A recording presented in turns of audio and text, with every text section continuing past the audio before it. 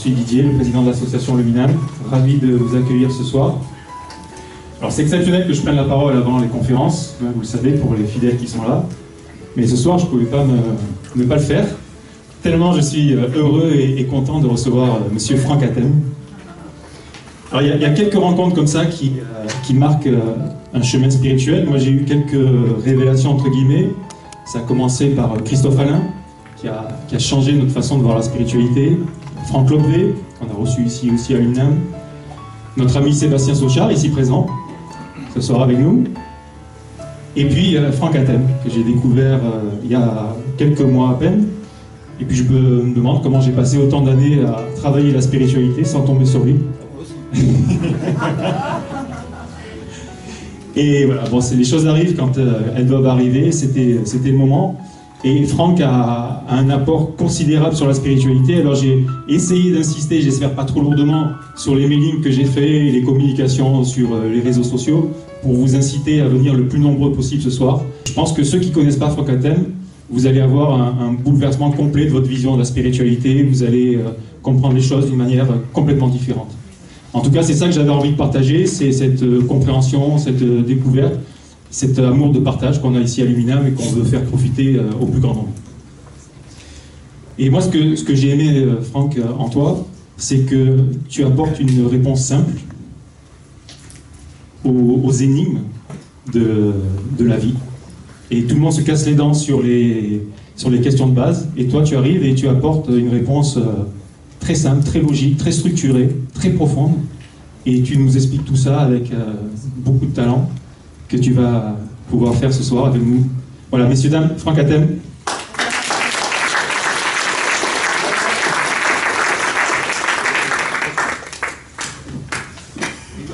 Merci beaucoup pour cette élogieuse présentation. Je suis confus.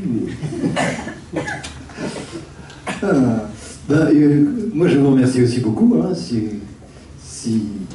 Si Didier a pu m'inviter, c'est parce que vous êtes là, fidèle à cette association Luminam. Oui, spiritualité, est-ce vraiment de la spiritualité? C'est important d'être précis sur les mots qu'on utilise. La spiritualité, c'est une pratique, c'est une attitude qui découle a priori d'une connaissance, qui découle a priori d'une vision, d'une compréhension des choses.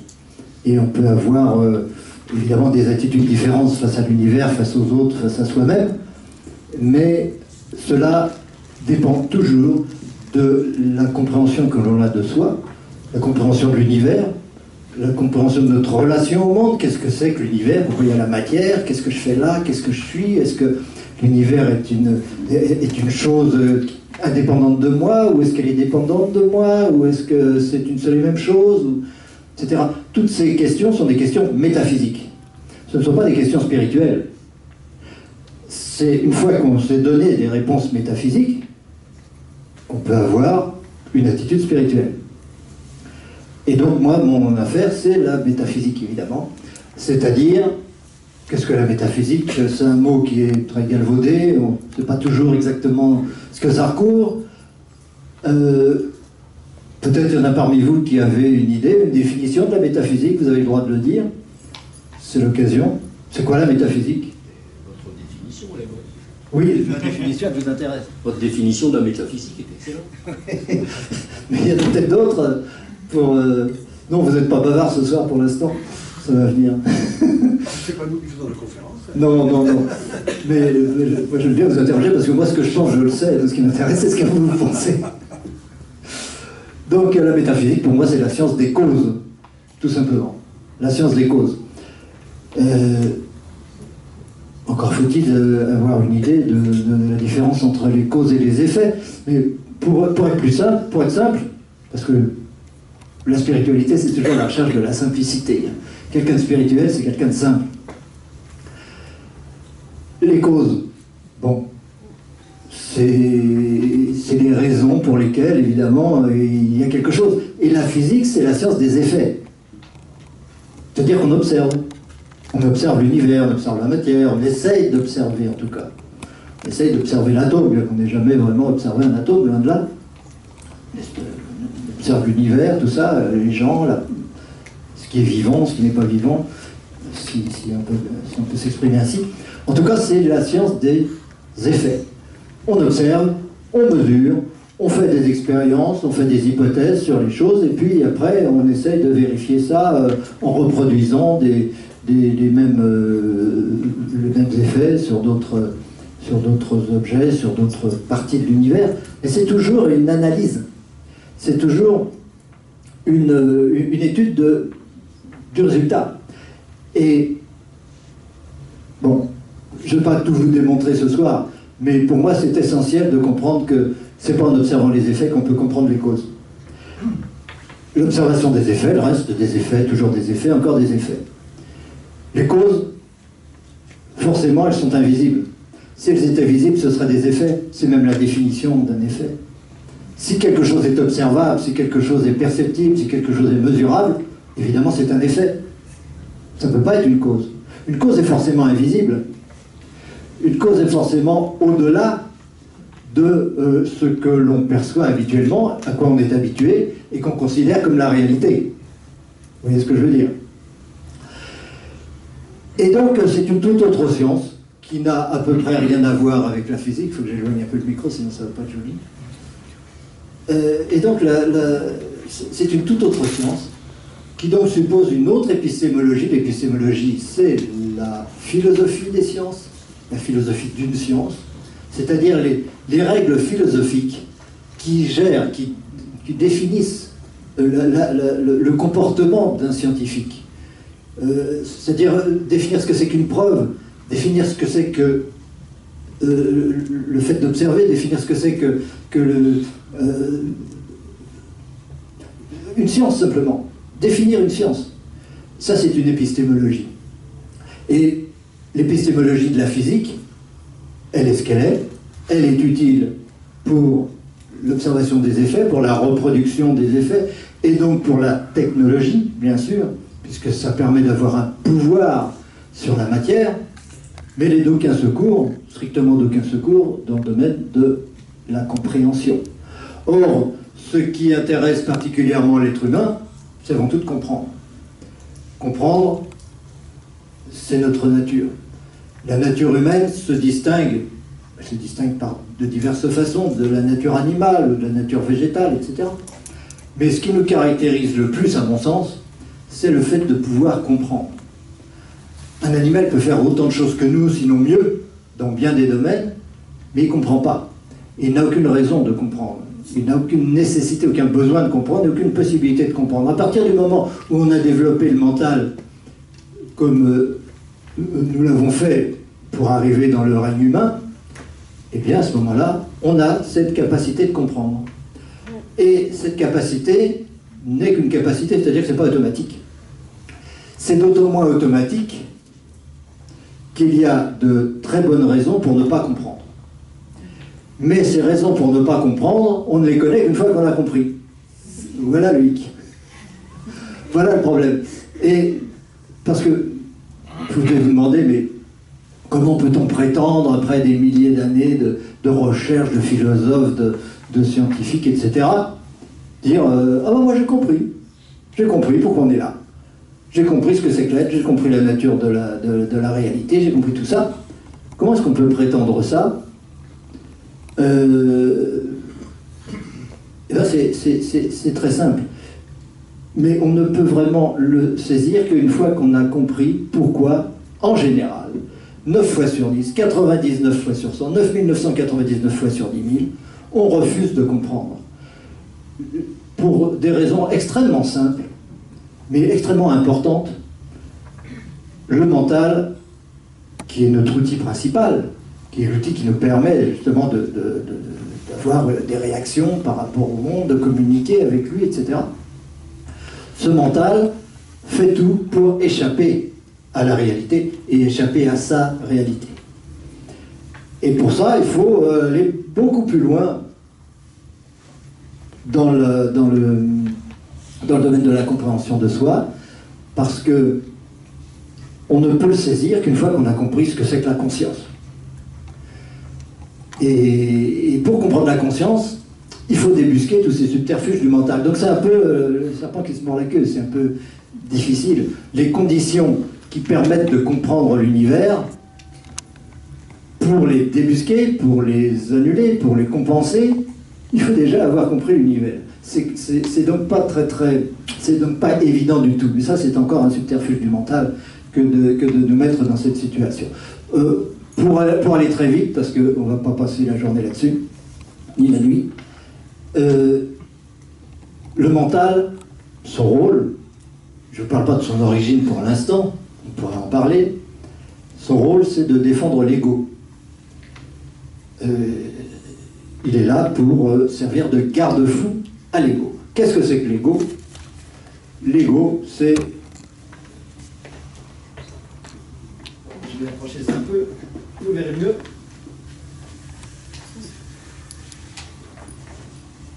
L'ego, c'est la superficie de ce que je considère comme étant moi, uniquement la superficie de ce que je considère comme étant moi, étant entendu qu'il y a beaucoup d'autres choses que cette notion de moi-même. Alors, je vais représenter l'infini. Je vais le représenter par un cercle, évidemment, parce que c'est difficile de le représenter autrement. Donc, supposez que ce cercle soit infini. Il n'y a pas de limite.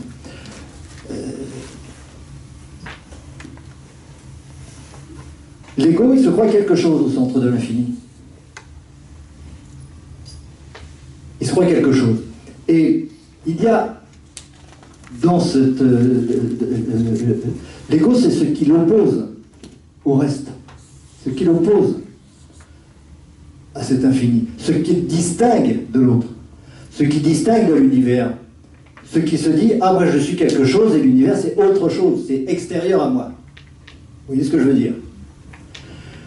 Donc, l'ego se situe à l'endroit où il y a cette opposition, ce conflit entre ce que je crois être et cet infini qu'on étudiera un peu plus tout à l'heure.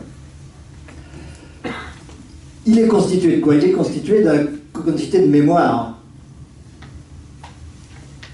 Toutes les mémoires, tout ce qu'il considère comme ayant acquis, comme ayant intégré, il considère que c'est lui. Mais la plupart de ces mémoires sont inconscientes, évidemment. Il n'y a aucune raison qu'elles soient conscientes. Ça ne servira à rien qu'elles le soient. Il n'y a que des mémoires récentes qui sont conscientes. Ce qui est important, mais bon,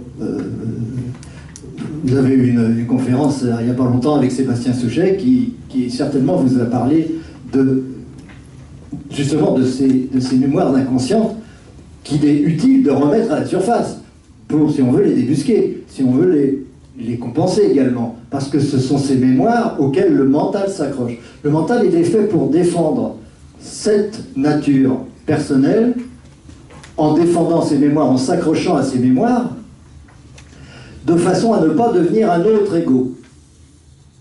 Et donc de façon à ne pas évoluer vers l'infini. Alors que l'infini devrait aller de soi. L'infini devrait aller de soi, et c'est une des choses les plus importantes, un des principes les plus importants qu'on peut comprendre en métaphysique. L'infini, c'est pas du tout ce qu'on en dit, ce qu'on en pense, mais c'est le concept le plus important à méditer. Toute la méditation de quelqu'un qui veut comprendre, qui a un sincère désir de comprendre, de savoir qui il est, ce que c'est que l'univers, ce que c'est que la matière, etc. Pourquoi je suis là? Et pourquoi j'ai cette sensation d'être?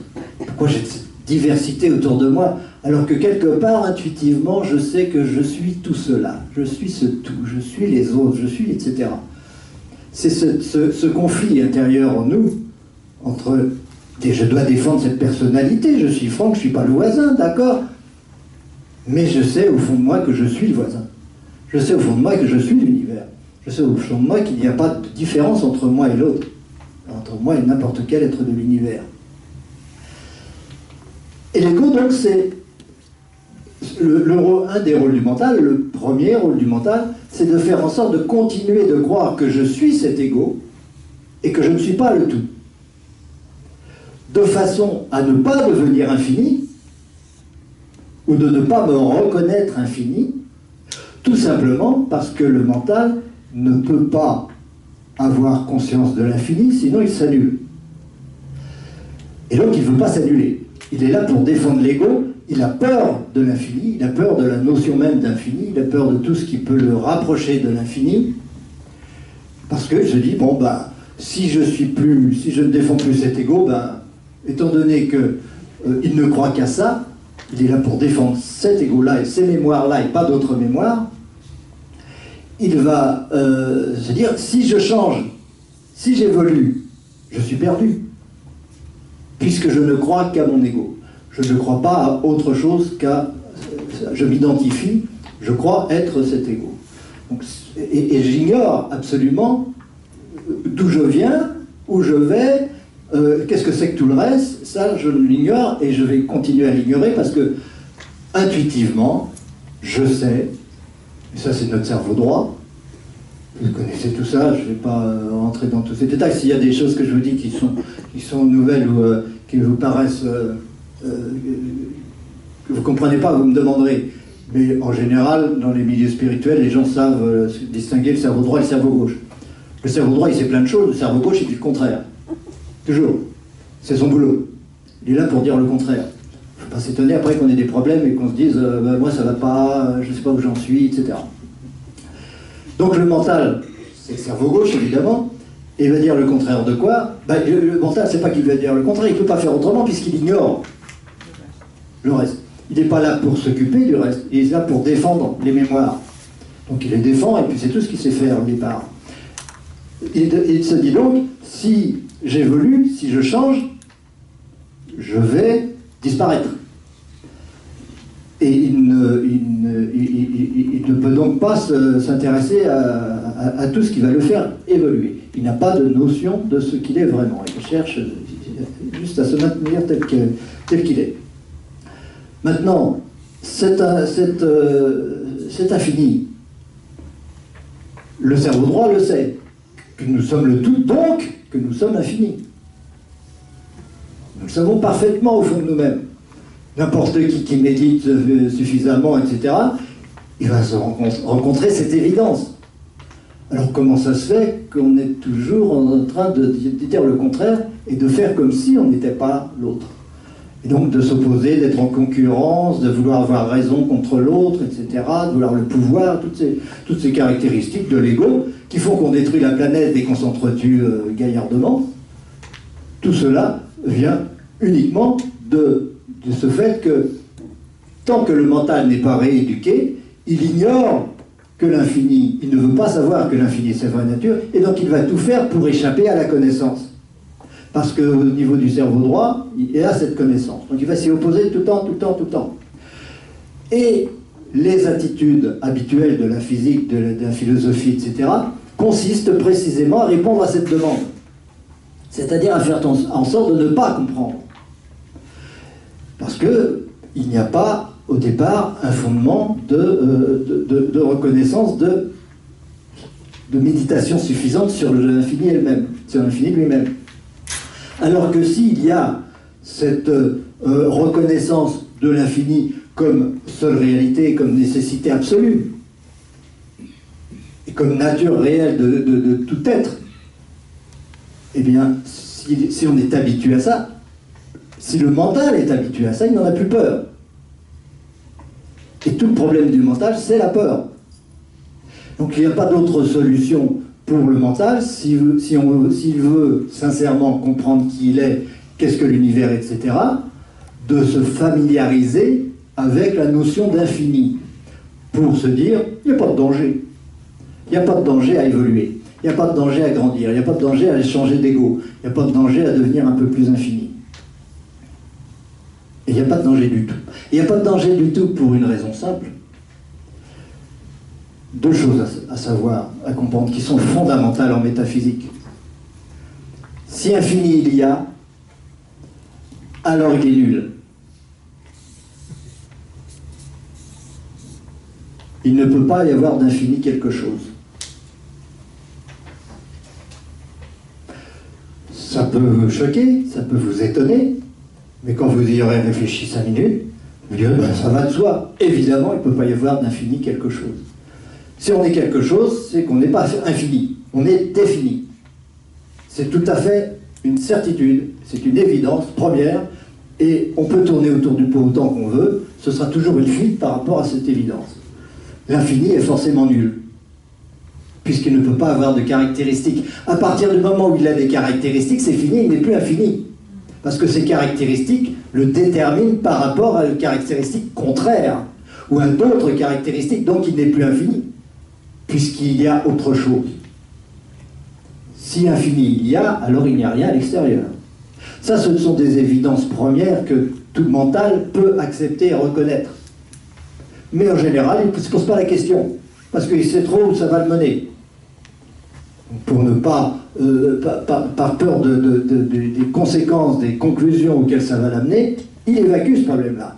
Et généralement, on s'imagine, on veut croire, et le mental va nous faire croire que l'infini existe en tant qu'être, ou en tant que réalité, ou en tant qu'univers, etc. Ou en tant qu'espace-temps, ou en tant qu'énergie, ou en tant qu'amour. Le mental va toujours tenter de nous faire croire que l'infini existe, qu'il est quelque chose d'effectif, alors qu'en réalité, il n'est que néant, il ne peut pas être autre chose que néant. Évidemment, pour le mental, c'est inacceptable. C'est inacceptable parce que s'il n'y a pas d'infini, s'il n'y a pas d'infini effectif, s'il n'y a pas quelque chose d'extérieur à moi qui est réel, parce que s'il y a un infini effectif, c'est la même chose que de définir Dieu, de dire Dieu existe en tant qu'être, c'est l'infini, et moi je ne suis pas infini, mais Dieu m'est quand même extérieur. Le mental va nous dire ça. Mais cet infini, il ne peut pas être quelque chose. Il ne peut pas avoir de caractéristiques. Il ne peut pas être créateur, puisqu'il n'a pas de caractéristiques. Sinon, il est fini. Vous comprenez ce que je veux dire? On pourra en discuter plus tard, parce que je crois que ce genre de choses peut choquer énormément. Mais c'est fondamental, parce que c'est comme ça qu'on va pouvoir petit à petit comprendre ce qui se passe. Et comprendre vraiment ce qu'on peut entendre par Dieu, comme créateur. Où il a le créateur dans tout ça? Parce que le créateur, il se définit. C'est pas quelque chose de vague. La métaphysique consiste à définir le principe créateur, savoir pourquoi on crée, comment on crée. Pourquoi ça, c'est apparaître de la matière alors qu'on sait très bien que c'est de l'esprit? Vous êtes déjà posé la question dans ces termes-là? Pourquoi ça, j'ai l'impression que c'est de la matière, alors qu'intuitivement, je sais très bien que c'est de l'esprit? Je suis sûr que tous, vous savez ça. Tous vous êtes dit, tout est énergie, ou tout est l'esprit. Et c'est ça qui, au bout du compte, vous fait dire, bon, bah, c'est Dieu. On peut le dire. Mais il faut préciser les choses. La métaphysique en particulier, mais toute philosophie, c'est l'art des concepts, c'est-à-dire de la précision des concepts. Quand on dit un mot, on ne dit pas un autre mot. On a un mot pour chaque chose et on n'utilise pas un mot à mauvais escient. C'est extrêmement difficile, le mental déteste ça une fois de plus, puisque le mental, il aime la confusion. Le mental a besoin de confusion pour ne pas comprendre qui il est, pour ne pas risquer d'évoluer. Donc il va faire en sorte que les mots n'aient pas de sens, ou qu'on puisse donner plusieurs sens au même mot. Tout un tas de choses comme ça. Ce sont des principes absolument de base, absolument fondamentaux. Si on n'y prend pas garde, si on n'y fait pas attention, si on ne s'en préoccupe pas, eh bien, toute sa vie, on reste dans l'incertitude avec des concepts approximatifs, des concepts contradictoires, et finalement, on ne sait pas trop comment mener sa vie, et on passe son temps à chercher, au bout du compte, qui suis-je? J'ai fait 25 séminaires, j'ai rencontré des tas de maîtres, je ne sais toujours pas qui je suis. Et mon mental, il a envie de savoir, il y a une partie de moi, en tout cas, qui a envie de savoir. Parce que le mental, il est double. Comme tout ce qui est défini, tout ce qui n'est pas infini, il est dualiste. À partir du moment où vous n'êtes pas infini, à partir du moment où l'infini est une nécessité absolue, mais une impossibilité absolue, là je vais un peu vite, mais je vais vous expliquer ce que je veux dire. À partir du moment où l'infini est une nécessité, et il est forcément une nécessité, puisqu'il y a forcément un tout, et que ce tout, il ne peut rien y avoir d'extérieur, donc ce tout est nécessairement infini. fermez le banc. L'infini est une nécessité absolue. Il faut un infini. Mais par ailleurs, l'infini est une impossibilité absolue. Il ne peut pas y avoir d'infini effectif. L'infini est toujours une nécessité et reste une nécessité. L'infini n'est pas un état. L'ego, il voudrait que ce soit un état. Le mental, il veut que ce soit un état. Il veut que ce soit quelque chose. Ça le rassure. Comme ça lui fait avoir un papa et une maman quelque part. Il est content. Ça lui permet de ne pas être seul. Parce que c'est ça qui fait le plus peur à l'ego, c'est la solitude. Et cette solitude, elle est immédiate, totale et définitive à partir du moment où on se dit « je suis infini » ou « je suis le créateur ». Et c'est pour ça qu'on refuse d'être le créateur, d'ailleurs. Tout le monde sait qu'il est le créateur, mais tout le monde fait comme s'il ne l'était pas. Vous avez remarqué ça? On est tous dans ce genre de contradiction. On a vite fait de discuter avec les gens, oui, je suis créateur de mon univers, s'il m'arrive ça, c'est parce que je l'ai attiré, etc. Mais en fait, on n'en tient pas compte.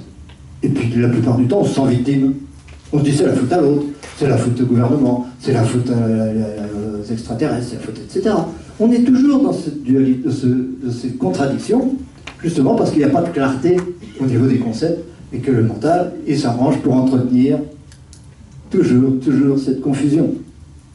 Donc, cette notion d'infini est la chose la plus importante à étudier, si on veut y comprendre quelque chose, puisque c'est la seule nécessité absolue. Il n'y a pas d'autre nécessité, il n'y a pas d'autre chose vraiment intéressante que l'infini. Comme cet infini, s'il était, serait forcément nul. C'est la même chose que de dire, la seule chose qui est intéressante, c'est le néant, évidemment. Le néant est une nécessité. Mais ce n'est qu'une nécessité, ce n'est pas une réalité. Pour certaines raisons que je ne rentre pas dans tous les détails au niveau de l'abstraction que ça suppose de démontrer tout ça, mais à partir du moment où vous avez un infini qui est une nécessité, mais qui n'est pas une réalité, qui n'est jamais une réalité, alors vous avez quoi? Vous avez une évolution éternelle. Nous passons notre temps à aller vers l'infini sans jamais l'atteindre. L'être se définit très simplement par l'impossibilité de l'infini. Le fait que l'infini soit impossible mais nécessaire fait que l'être, ce n'est pas ni un ego, ni un état, ni de matière, ni un univers, ni quoi que ce soit de tel, qui sont tous des illusions totales. L'univers est une illusion, l'ego est une illusion, la matière est une illusion, tout ça. Vous le savez aussi. Vous avez manipulé ces concepts. Vous avez déjà entendu dire que l'univers, que tout est illusion dans l'univers. Ça vous étonne pas. Tous les alchimistes le disent, tous les grands sages, tous les grands philosophes, quelque part l'ont dit, tout est illusion. Et ils disent, Maya, oui, ils disent à côté souvent, seul Dieu est réalité, ça c'est les théologiens qui disent ça. Donc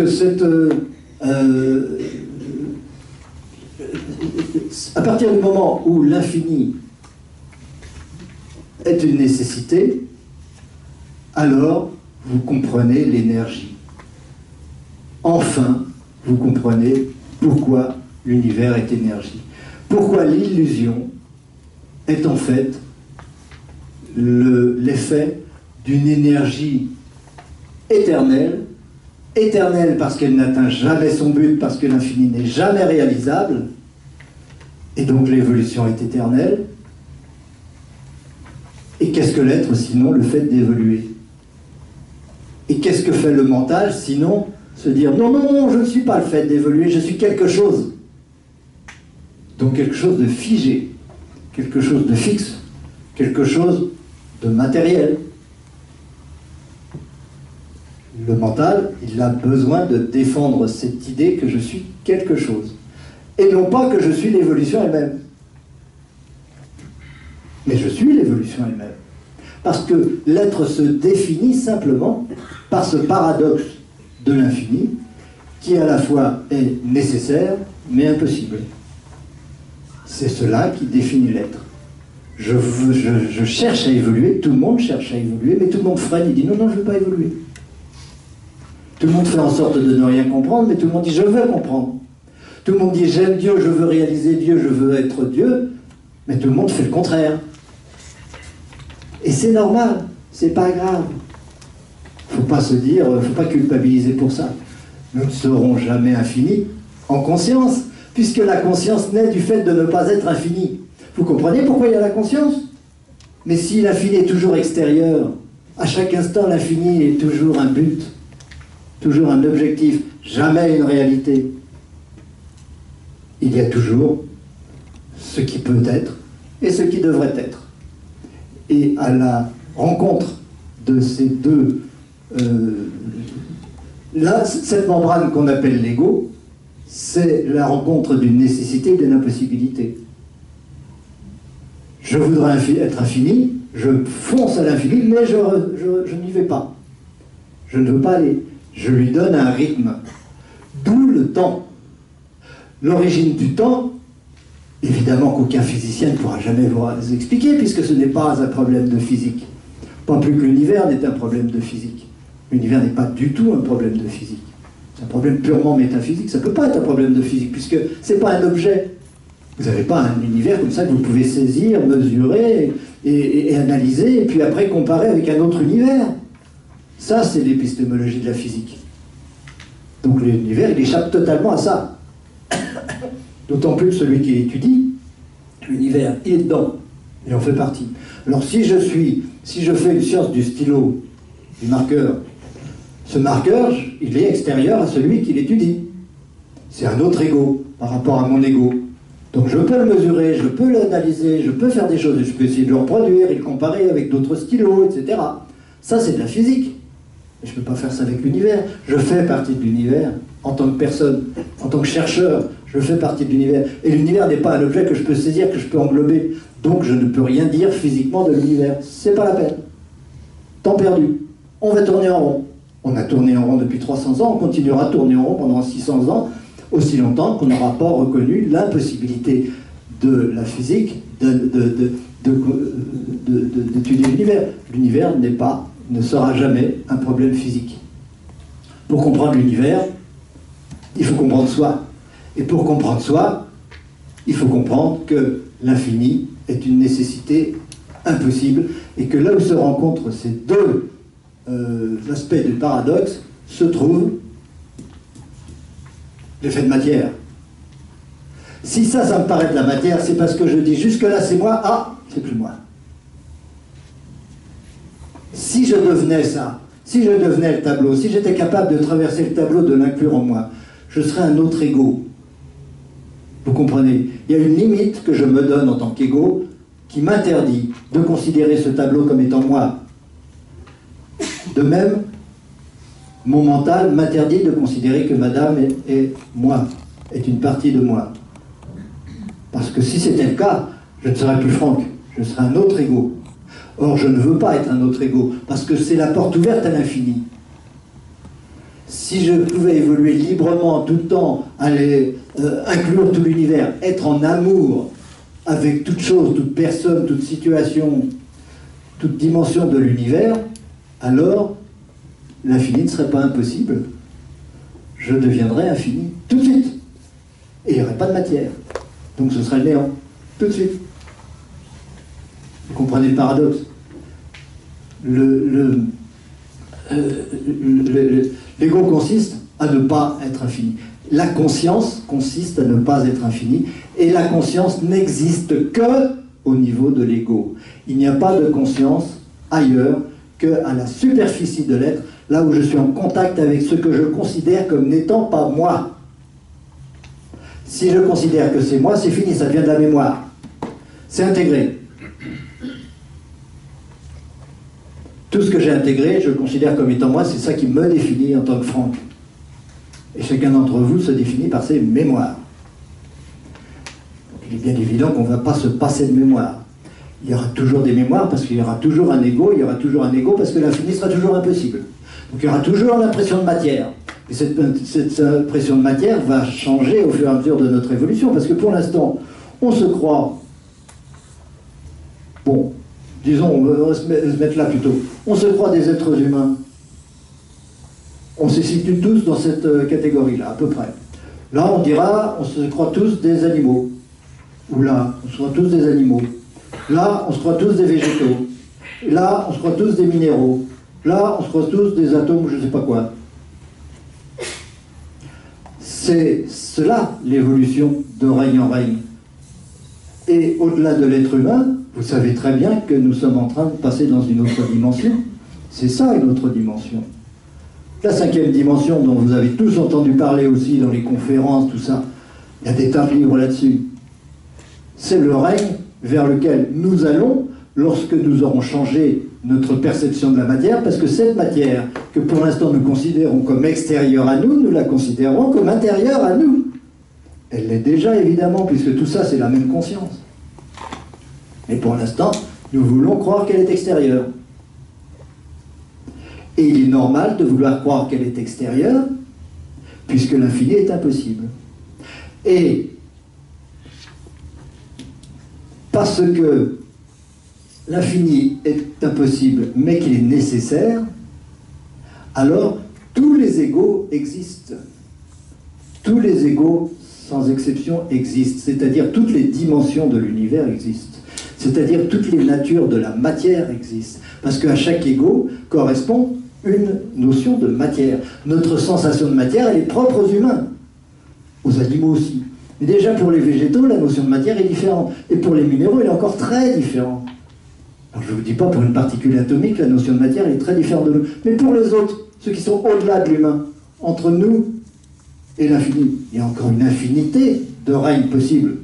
Alors nous, on parle des anges, on parle des archanges, on parle de tout ce que vous voulez, mais il y en a une infinité comme ça. Il n'y a pas de limite à l'évolution de l'être. L'être évolue éternellement. Mais toutes ces étapes existent en même temps, évidemment. Mais la conscience est une évolution d'une étape à une autre. La conscience consiste à passer d'une étape à l'autre, c'est-à-dire à changer tout le temps d'ego. Et pourtant, on ne croit pas à ça, et pourtant, on ne veut pas changer d'ego. Et pourtant, on passe son temps à ça. C'est-à-dire que pour l'instant, vous n'avez jamais eu d'ego. Vous avez déjà, maintenant, un ego différent d'il y a 5 minutes. Et dans 10 minutes ou dans un an, vous aurez un ego différent. Alors que vous vous direz, je suis le même ego. Pas du tout. Votre ego aura changé. Même s'il change un temps soit peu, c'est plus le même ego. Il aura changé un petit peu. Quand vous changez de règne, quand vous passez du règne animal au règne humain, ou du règne humain à un règne angélique, votre ego change radicalement. Mais tant que vous êtes dans le règne humain, il ne change pas beaucoup, mais il change. Il change tout le temps, il ne peut pas faire autrement. Dès que vous avez une nouvelle mémoire, et vous ne pouvez pas faire autrement que d'avoir des nouvelles mémoires tout le temps. Vous faites un geste, c'est une nouvelle mémoire maintenant. Vous n'êtes plus le même qu'il y a 5 minutes quand vous n'avez pas fait ce geste-là. Donc c'est pas le même ego. Mais il est très proche. Vous ne faites pas la différence. Et comme le mental tient absolument à garder cet ego, il fait abstraction de ça. Il ne veut pas le savoir. Il dit, bon, moi je suis le même. Quand j'étais petit, c'était déjà moi. Quand je serai vieux, je serai encore moi, etc. Puis au bout d'un moment, on dit, bon, je ne peux plus tenir dans ce faux fuyant-là. Je ne peux plus continuer dans cette illusion, parce que c'est fatigant de se renier en permanence, c'est fatigant de refuser en permanence ce qu'on est, donc on vieillit, et donc au bout d'un moment on lâche prise, on dit bon ok je meurs. Là je me rends compte vraiment que je ne suis pas cet ego. Mais je n'ai pas fini mon travail, donc je vais reprendre un autre ego pour pouvoir continuer mon cheminement, parce que je ne vais pas passer directement de mon état d'humain à mon état d'archange, non. J'ai toutes les étapes à passer, tous les jours je dois faire un geste, tous les jours je dois aimer un peu plus, tous les jours je dois intégrer un peu plus l'univers, comprendre un peu plus l'univers, et alors, petit à petit, je remplis les conditions pour me dire, bon ça va, j'ai assez été un humain comme ça commence à bien faire, on va passer à autre chose. Et là on change de dimension. Parce qu'on y est prêt. Personne d'autre que nous le fait à sa place, à notre place. C'est juste notre maturation qui permet ça. Et chaque fois, notre maturation, elle nous fait percevoir un univers différent. Vous avez remarqué quand même que l'univers il change tout le temps. L'univers n'est pas le même maintenant qu'il y a 5 minutes. Il y a une demi-heure, il n'y avait pas ça de dessiné au tableau. Donc l'univers a changé. Et vous restez. En tant que conscience, vous restez. Votre ego aussi, il a changé. Donc c'est bien le signe que votre conscience et votre ego, ça n'a rien à voir. C'est pas que ça n'a rien à voir, en tout cas c'est pas la même chose. On ne peut pas confondre l'ego et la conscience. La conscience a conscience d'un ego, puis d'un autre ego, puis encore d'un autre ego, et puis d'un autre univers, et puis d'une autre dimension, et ainsi de suite. Mais c'est toujours la même conscience. Qui vous fait dire, quand j'étais petit, j'étais déjà la conscience. Et quand je serai mort, je serai encore la conscience. Ça n'a rien changé. Toujours la conscience. Il n'y en a pas 36. Il n'y a pas une conscience personnelle, une conscience universelle. Hein. Il y a la conscience, point. Nous sommes cette conscience. Et ça, c'est encore le mental qui nous fait prendre des vessies pour des lanternes et qui nous fait voir les choses à l'envers. Le mental, il va nous dire, c'est l'univers qui est fixe, et moi, je passe. Je suis né un jour, je vais mourir un autre jour, mais l'univers, lui, il était là avant moi, il sera là après. Et bien ça c'est un exemple type des mensonges, total que le mental entretient de façon à échapper à la connaissance, échapper à la compréhension, et donc échapper à l'évolution. Ce qui, encore une fois, est normal, il ne faut pas lui en vouloir pour ça. Il y a des gens qui disent « le mental, c'est pas bien, c'est pas bien, c'est pas... » Le mental est absolument nécessaire, et absolument indispensable, comme l'ego. Il n'y a rien à éliminer dans l'univers. Vous n'allez pas dire « oh, ben, cette planète, elle n'est pas bien, on la bazarde ». Non, non, toutes les planètes sont nécessaires, tous les atomes, et de ceci en a, sont nécessaires, et ainsi de suite. Tous les égos sont nécessaires. Et le mental fait partie de nous, il est nécessaire. C'est un processus qui donne son rythme à l'évolution, qui fait que cette évolution n'est pas immédiatement infinie, mais qu'elle est dans le temps, avec des mémoires de plus en plus riches, avec une mémoire de plus en plus infinie, si vous voulez. On passe notre temps à se rapprocher de l'infini. C'est pour ça qu'on est attiré, on dit « je veux Dieu ». Tout le monde. Il n'y a pas beaucoup d'exceptions dans l'univers d'êtres, je dis bien dans l'univers, hein, pas seulement sur la Terre, d'êtres qui sont indifférents à ça, qui n'ont pas envie de s'identifier, de s'unir à une dimension supérieure, qu'ils appellent Dieu autrement, mais par laquelle ils se sentent happés, ils se sentent attirés, ils sentent une nécessité d'aller vers cela. C'est normal. Mais ils ne peuvent avoir ce sentiment d'aller vers cela que s'ils ne sont pas cela. Et que s'ils freinent par rapport à cela. Parce que s'ils ne freinaient pas, ils y seraient. Et comme on ne peut pas l'être, eh bien évidemment, on est toujours loin de l'infini. On est toujours très loin de l'infini. Mais toutes les façons d'être loin de l'infini existent.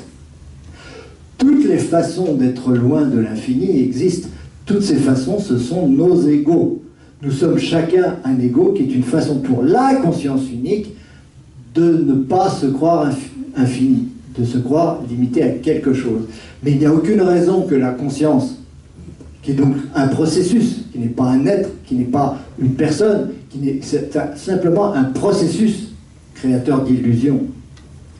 Cette conscience a absolument aucune raison d'être plus un ego qu'un autre. Il n'y a aucune raison que telle personne existe et que les autres n'existent pas. Toutes les personnes ont vocation à exister. Tous les brins d'herbe ont vocation à exister. Il y en a quand même pas mal des brins d'herbe. Il n'y a jamais eu deux brins d'herbe identiques. Des nuages, depuis la nuit des temps, il y a des nuages partout, il n'y a jamais eu deux nuages identiques. Il n'y a jamais eu deux feuilles d'arbres identiques. Et pourtant, Dieu sait s'il y en a une quantité impossible à dénombrer. Ben, les égos, c'est pareil. Il n'y a pas de limite au nombre possible d'égos, mais tous sont absolument nécessaires. Et nous sommes chacun la conscience qui se croit un égo, et donc un égo opposé aux autres, séparé des autres, distinct des autres. Sinon, ce ne serait pas un égo.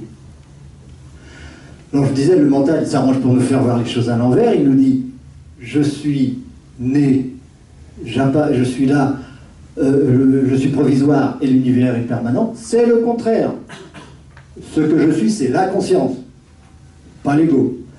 Ce que je suis, c'est la conscience, et moi, conscience, je suis éternel. Forcément, puisque l'infini n'est jamais possible, donc il y a toujours une séparation entre soi et l'infini, et donc il y a toujours conscience. Toujours cette sensation qu'il y a quelque chose qui n'est pas soi. C'est ça la conscience, c'est l'impression que quelque chose n'est pas soi. C'est la plus simple définition que vous puissiez trouver. Et donc, il nous dit, je suis provisoire, l'univers est éternel. C'est le contraire, c'est moi qui suis éternel, et c'est l'univers qui est provisoire. La preuve, il change tout le temps. Vous n'avez pas à 2 instants le même univers. L'univers, et par conséquent, il n'y a pas d'univers. À aucun moment vous ne pouvez définir l'univers. C'est impossible, puisqu'il change tout le temps. Il n'y a pas un instant. Les physiciens étaient obligés d'inventer que l'instant présent avait une certaine durée, sinon ils s'apercevaient qu'il n'y avait plus rien. Ben oui, il n'y a rien. Il n'y a jamais eu d'univers. Il ne peut pas y avoir d'univers. À chaque instant, c'est une image différente. Donc vous ne pouvez jamais dire l'univers c'est ça, je le définis, je le mesure, je le cadre, et voilà, c'est ça. Et c'est exactement le même pour vos égos. Un ego ne peut pas être défini parce qu'il change tout le temps. Donc je n'ai pas d'ego. Je suis l'être qui vit à travers une infinité d'égos qui sont tous des illusions passagères. Donc le mental nous dit je suis quelque chose de provisoire dans un univers infini, c'est l'inverse. Je suis l'éternité qui perçoit à chaque instant un univers qui change tout le temps et qui, lui, n'a pas de réalité. Par contre, la conscience, elle est réelle. La conscience est absolue. Pourquoi elle est plus réelle, la conscience, que le reste alors? Parce que la nécessité de l'infini est une nécessité réelle, absolue. C'est pas une vue de l'esprit. L'infini est une nécessité vraie. Donc l'énergie qui fait que... Et l'impossibilité de l'infini fait l'énergie. Et cette dualité-là, c'est la dualité. Cette dualité est une réalité absolue. Ce n'est pas du tout une vue de l'esprit. Par contre, toutes les formes que prend cette dualité, et il y en a une infinité potentiellement, toutes ces formes sont illusoires. Aucune n'est réelle. Alors, je vais prendre une autre façon de le dire. Je comprends que c'est très difficile, hein, ce genre de choses, bien sûr. Là, je ne vous fais pas de cadeau, je vais dans l'abstraction maximum, et bien entendu, on n'y est pas habitué, parce qu'on a l'habitude du ressenti, on a l'habitude des apparences, on a l'habitude de faire des choses avec son corps, etc. Très bien, il n'y a pas de problème avec ça. Mais tant qu'on ne veut pas comprendre, le jour où on veut comprendre, il faut faire l'effort d'aller dans ce genre d'abstraction. Je vais répondre tout de suite.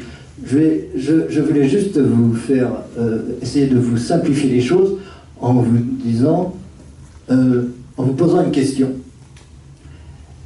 Pour résumer tout ça. Existe-t-il un nombre infini? Non. Non. C'est un concept. Il y a des gens qui disent qui auraient dit autre chose. Par contre, il existerait un nombre infini potentiellement. Exact. Et c'est votre signe là qui me l'a fait surgir. Vous avez marqué infini, vous avez mis égal, vous avez mis 0 et vous l'avez barré. Et moi je dis que ce que vous avez écrit à côté, c'est pas le néant, ce n'est pas rien. J'appelle ça un zéro potentiel. Et si vous entendez le mot potentiel, je laisse la vibration. Bravo, vous avez absolument raison. C'est exactement ça. L'infini, qu'est-ce que je disais? Oui, est-ce qu'il existe un nombre infini? Non, il n'existe pas de nombre infini. Évidemment, si c'était un nombre, il serait fini. Vous ne pouvez pas dire, ben voilà, le nombre infini, on a atteint l'infini, ça y est, c'est fini, on ne peut pas aller plus loin. Ah non. Vous comprenez bien que l'infini, c'est une nécessité. Mais est-ce qu'il est...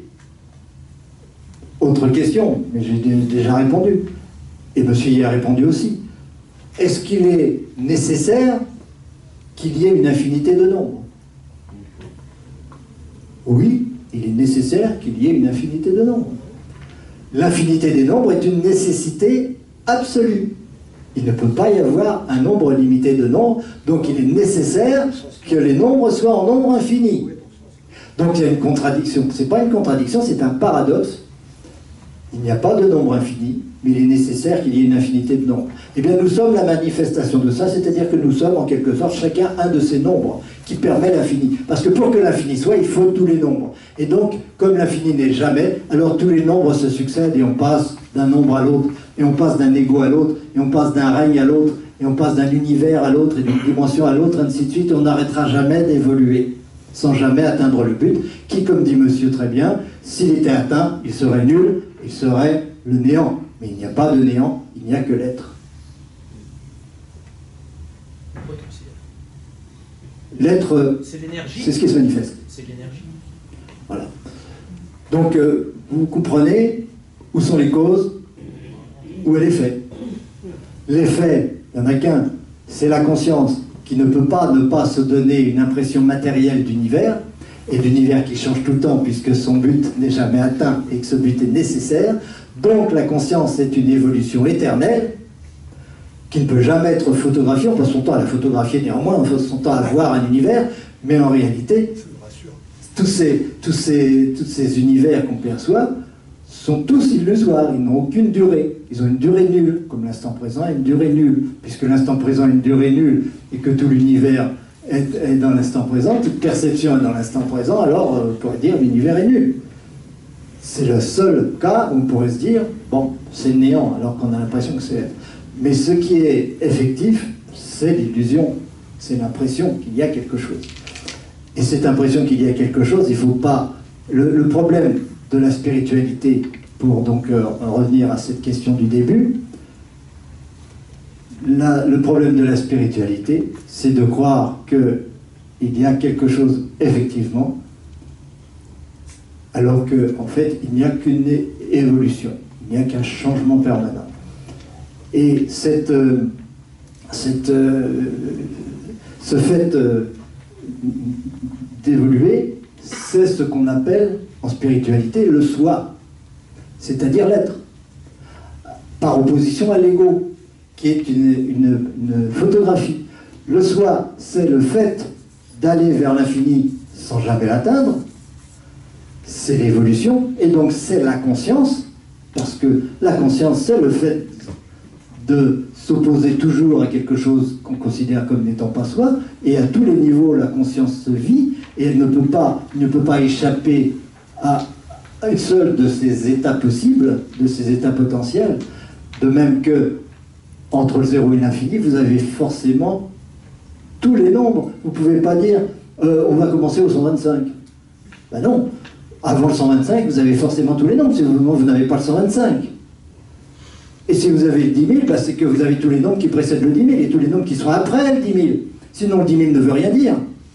C'est toujours par opposition aux autres nombres qu'un nombre existe. Et chaque nombre existe. Chaque nombre est nécessaire. Et chaque nombre est un passage obligé, mais c'est un passage qui n'a pas de substance véritable. Nous passons d'un nombre à l'autre, en quelque sorte. Nous passons d'un ego à l'autre. À chaque instant, nous changeons d'ego, nous changeons d'univers, nous changeons de tout ça.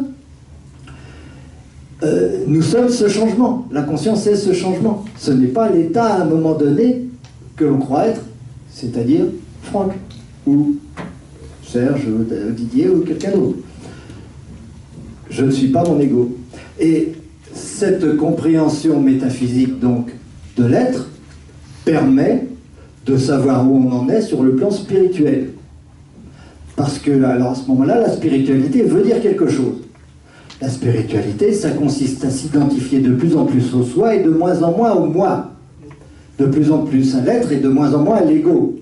Mais s'il n'y a pas cette compréhension derrière de ce que c'est que l'être et de ce que c'est que l'ego et de la nécessité de l'ego pour que l'être soit, parce que tous ces égos sont nécessaires pour constituer l'infini, de même que tous les nombres sont nécessaires pour constituer un potentiel nombre infini, qui n'existe pas.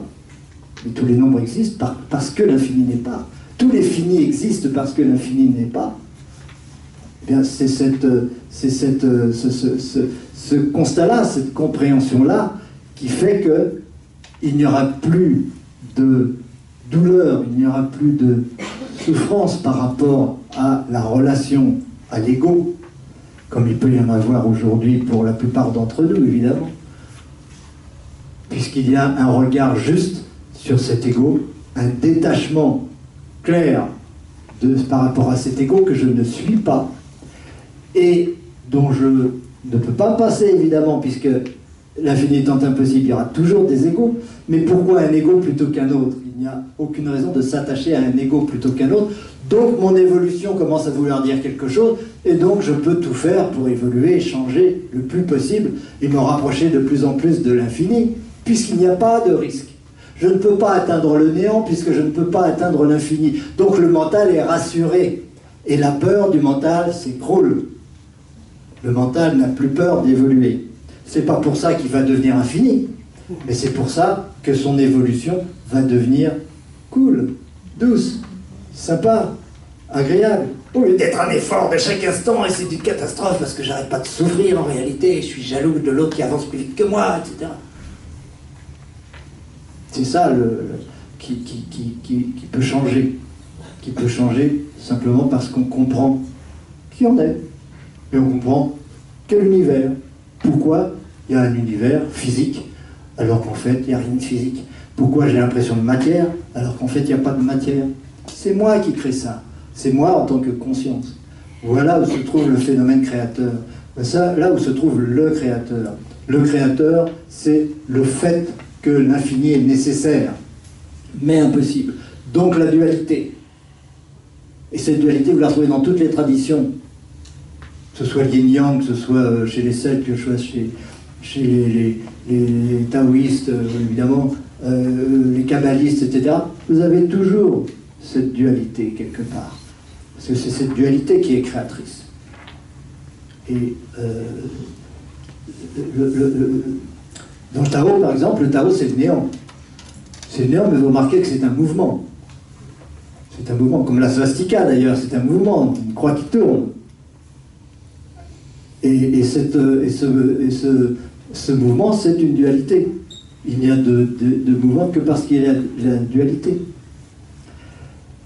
Et lorsque vous avez compris l'origine de la dualité, ce qu'aucun théologien n'a jamais pu comprendre, tous les théologiens se demandent pourquoi il y a le mal alors que c'est Dieu. Dieu est parfait, bon et juste, et puis il y a le mal. Donc ils sont obligés d'inventer des subterfuges pas croyables pour essayer de rendre compte du mal et de rendre compte de la souffrance et tout ça, pour que les croyants qui viennent à l'église ou à la synagogue ou à autre chose disent bon ben d'accord, acceptons les choses. Comme ça. Évidemment, ils ne font pas de la métaphysique. Ils n'ont pas les bases métaphysiques pour enseigner leur spiritualité. Nulle part.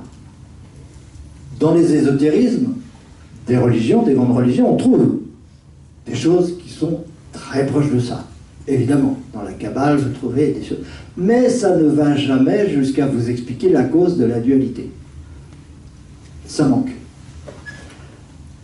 Mais c'est normal que l'être humain évolue. Il est là pour ça. Donc bientôt, un jour, tout ça paraîtra une évidence, on parlera de ça à l'école, etc. Ça ira de soi. Mais c'est dans une autre dimension. C'est pas dans cette dimension-là. Dans cette densité dans laquelle nous sommes, c'est le mental qui gagne. C'est le mental qui régit les choses. C'est l'ego qui est le maître. C'est pour ça qu'on dit le monde est régi par le diable. Dans certains... Vous avez déjà entendu ça? Ben oui, ce monde. Mais pas tout l'univers, pas tout l'être, pas du tout. C'est juste une étape. Et il faut l'accepter parce que toutes les étapes sont nécessaires. Et puis on en sortira. Ce n'est que dans la mesure où je vais l'accepter que je pourrai en sortir. Parce que si je n'accepte pas, c'est que je n'ai pas compris. Et si je n'ai pas compris, il faut encore que je refasse l'expérience du mal et de l'égoïsme et de tout ça, jusqu'à ce que je sois capable d'aimer cela comme c'est une nature nécessaire. Comme un lion qui mange une gazelle, bon ben, on ne va pas empêcher les lions de manger des gazelles. C'est pas le mal pour un lion. Mais un homme qui mange une gazelle, lui, pour lui, c'est pas normal. Ça va pas. Il est à un autre niveau. Il n'est pas là pour manger les animaux. Il est là pour autre chose. C'est pas son rôle. Donc il a à choisir son niveau d'évolution. À chaque instant, on en est responsable. À chaque instant, je peux dire, mais quel est mon ego aujourd'hui? Qu'est-ce qui m'empêche d'avoir un autre ego? Puisque je ne suis plus attaché à cet ego, je peux aimer beaucoup plus. L'ego se définit par une façon d'aimer. Parce qu'on aime certaines choses et on n'aime pas certaines autres choses. C'est le jugement. C'est ça. Et ce jugement, c'est ça qui nous maintient dans l'ego, justement. C'est ça qui nous empêche, qui défend l'ego. Mais ce jugement, il peut changer à la seconde. Il suffit d'en prendre conscience et dire « J'observe comment j'aime aujourd'hui. J'observe qu'aujourd'hui, je ne peux pas supporter que telle personne ait dit telle chose. Je sais très bien que demain, je supporterai très bien qu'elle le dise et que je lui dirai merci. Alors pourquoi pas le faire tout de suite? Puisque de toute façon, aller vers l'infini est sans fin. Je ne peux que m'améliorer, je ne peux jamais disparaître. Le mental est rassuré. Mais ça ne se fait pas du jour au lendemain non plus. C'est des choses qui ne vont pas s'acquérir à la seconde. Je vous dis des choses qui, pour certains, sont nouvelles, que vous n'aviez jamais pensé à ça. Mais vous y auriez pensé peut-être dans 100 ans, ou dans 1000 ans, j'en sais rien. Et à ce moment-là, ça vous aurait paru naturel.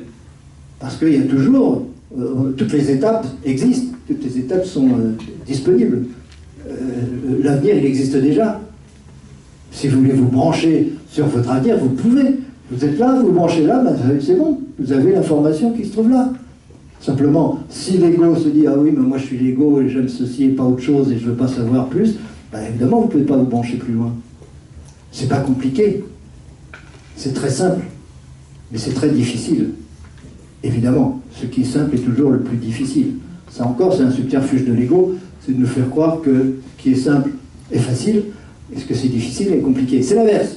Ce qui est compliqué est facile. C'est toujours facile de rajouter une équation. C'est toujours facile de développer quelque chose, mais c'est très difficile d'être simple. C'est demande. C'est naturel, remarquez, c'est pas un effort forcément, mais c'est très difficile parce que ça suppose beaucoup de souffrance préalable, beaucoup de compréhension, beaucoup de tout ça. C'est tout. C'est ça qui fait qu'on dit il y a des hommes qui ont une maturité, il y a des hommes qui sont nouvelles, il y a des hommes ceci, il y a des hommes cela. Toutes sont nécessaires. Vous ne pouvez pas avoir le sommet de la pyramide sans avoir la base, évidemment. Vous avez une pyramide quelconque.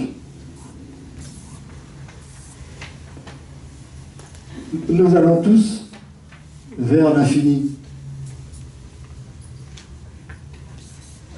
C'est-à-dire vers l'unité. Il n'y a qu'un seul être.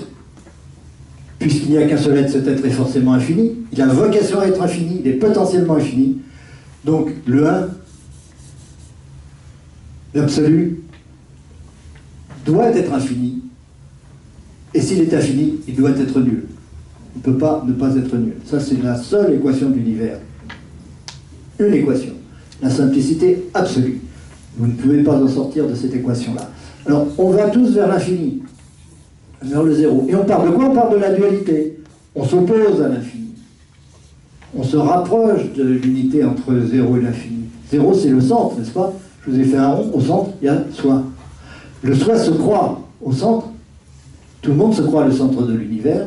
En réalité, nous sommes juste l'opposition à l'infini. Donc l'infini, le potentiel, nous constitue au même titre que l'impossibilité d'être infini. C'est la même chose, c'est inséparable. Je me crois toujours au centre de l'infini. Qui que je sois, quel que soit mon niveau d'évolution, je me croirai toujours au centre de l'infini.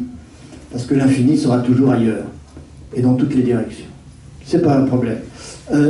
Donc, je me prends pour le zéro, je vais vers l'infini. C'est ce que j'appelle la conscience.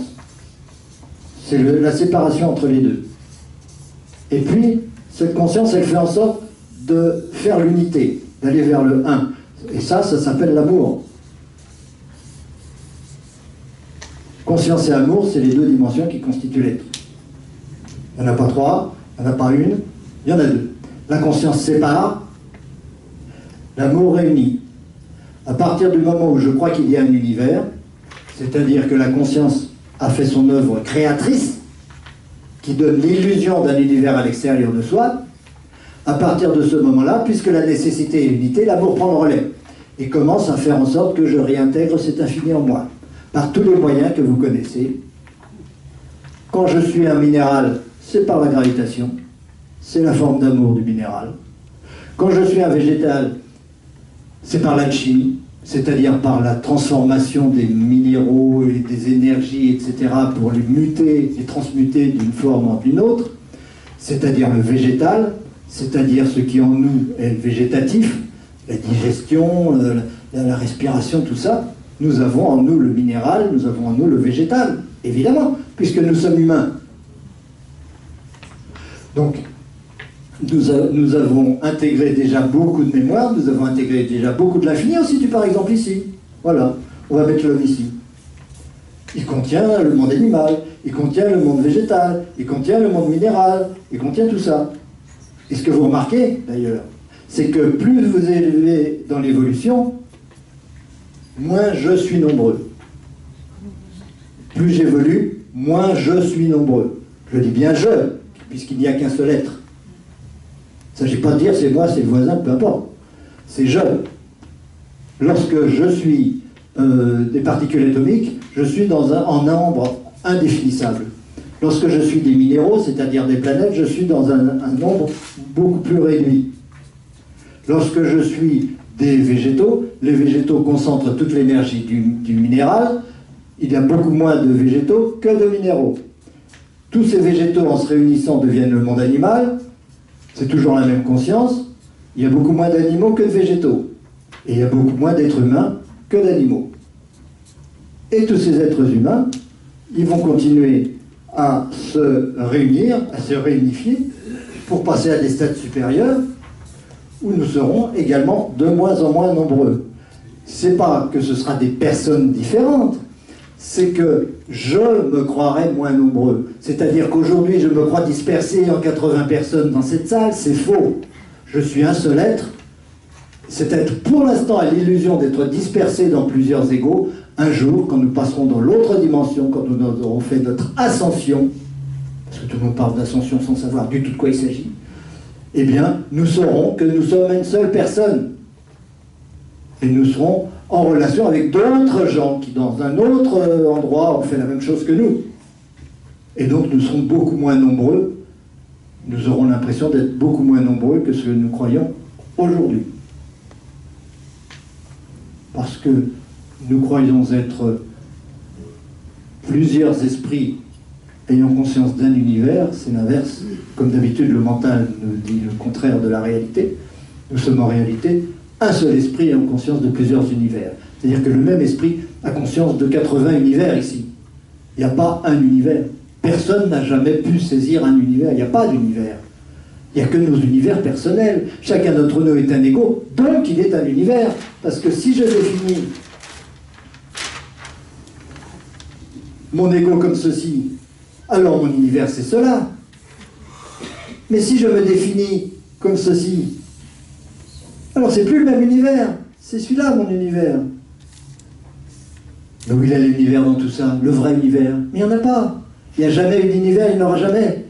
Il y a juste la conscience qui ne peut pas faire autrement que de s'identifier à ce qu'elle a déjà intégré d'elle-même et qui, ce faisant, se crée à l'extérieur d'elle-même le complémentaire pour aller vers l'infini qu'elle appelle un univers. Et donc chacun d'entre nous est un univers personnel, mais en aucun cas il n'y a d'univers objectif réel. Ce qui vous met tout de suite en évidence l'absurdité de l'attitude physicienne pour comprendre l'être. Il n'y a pas d'univers. Il n'y a jamais eu d'univers.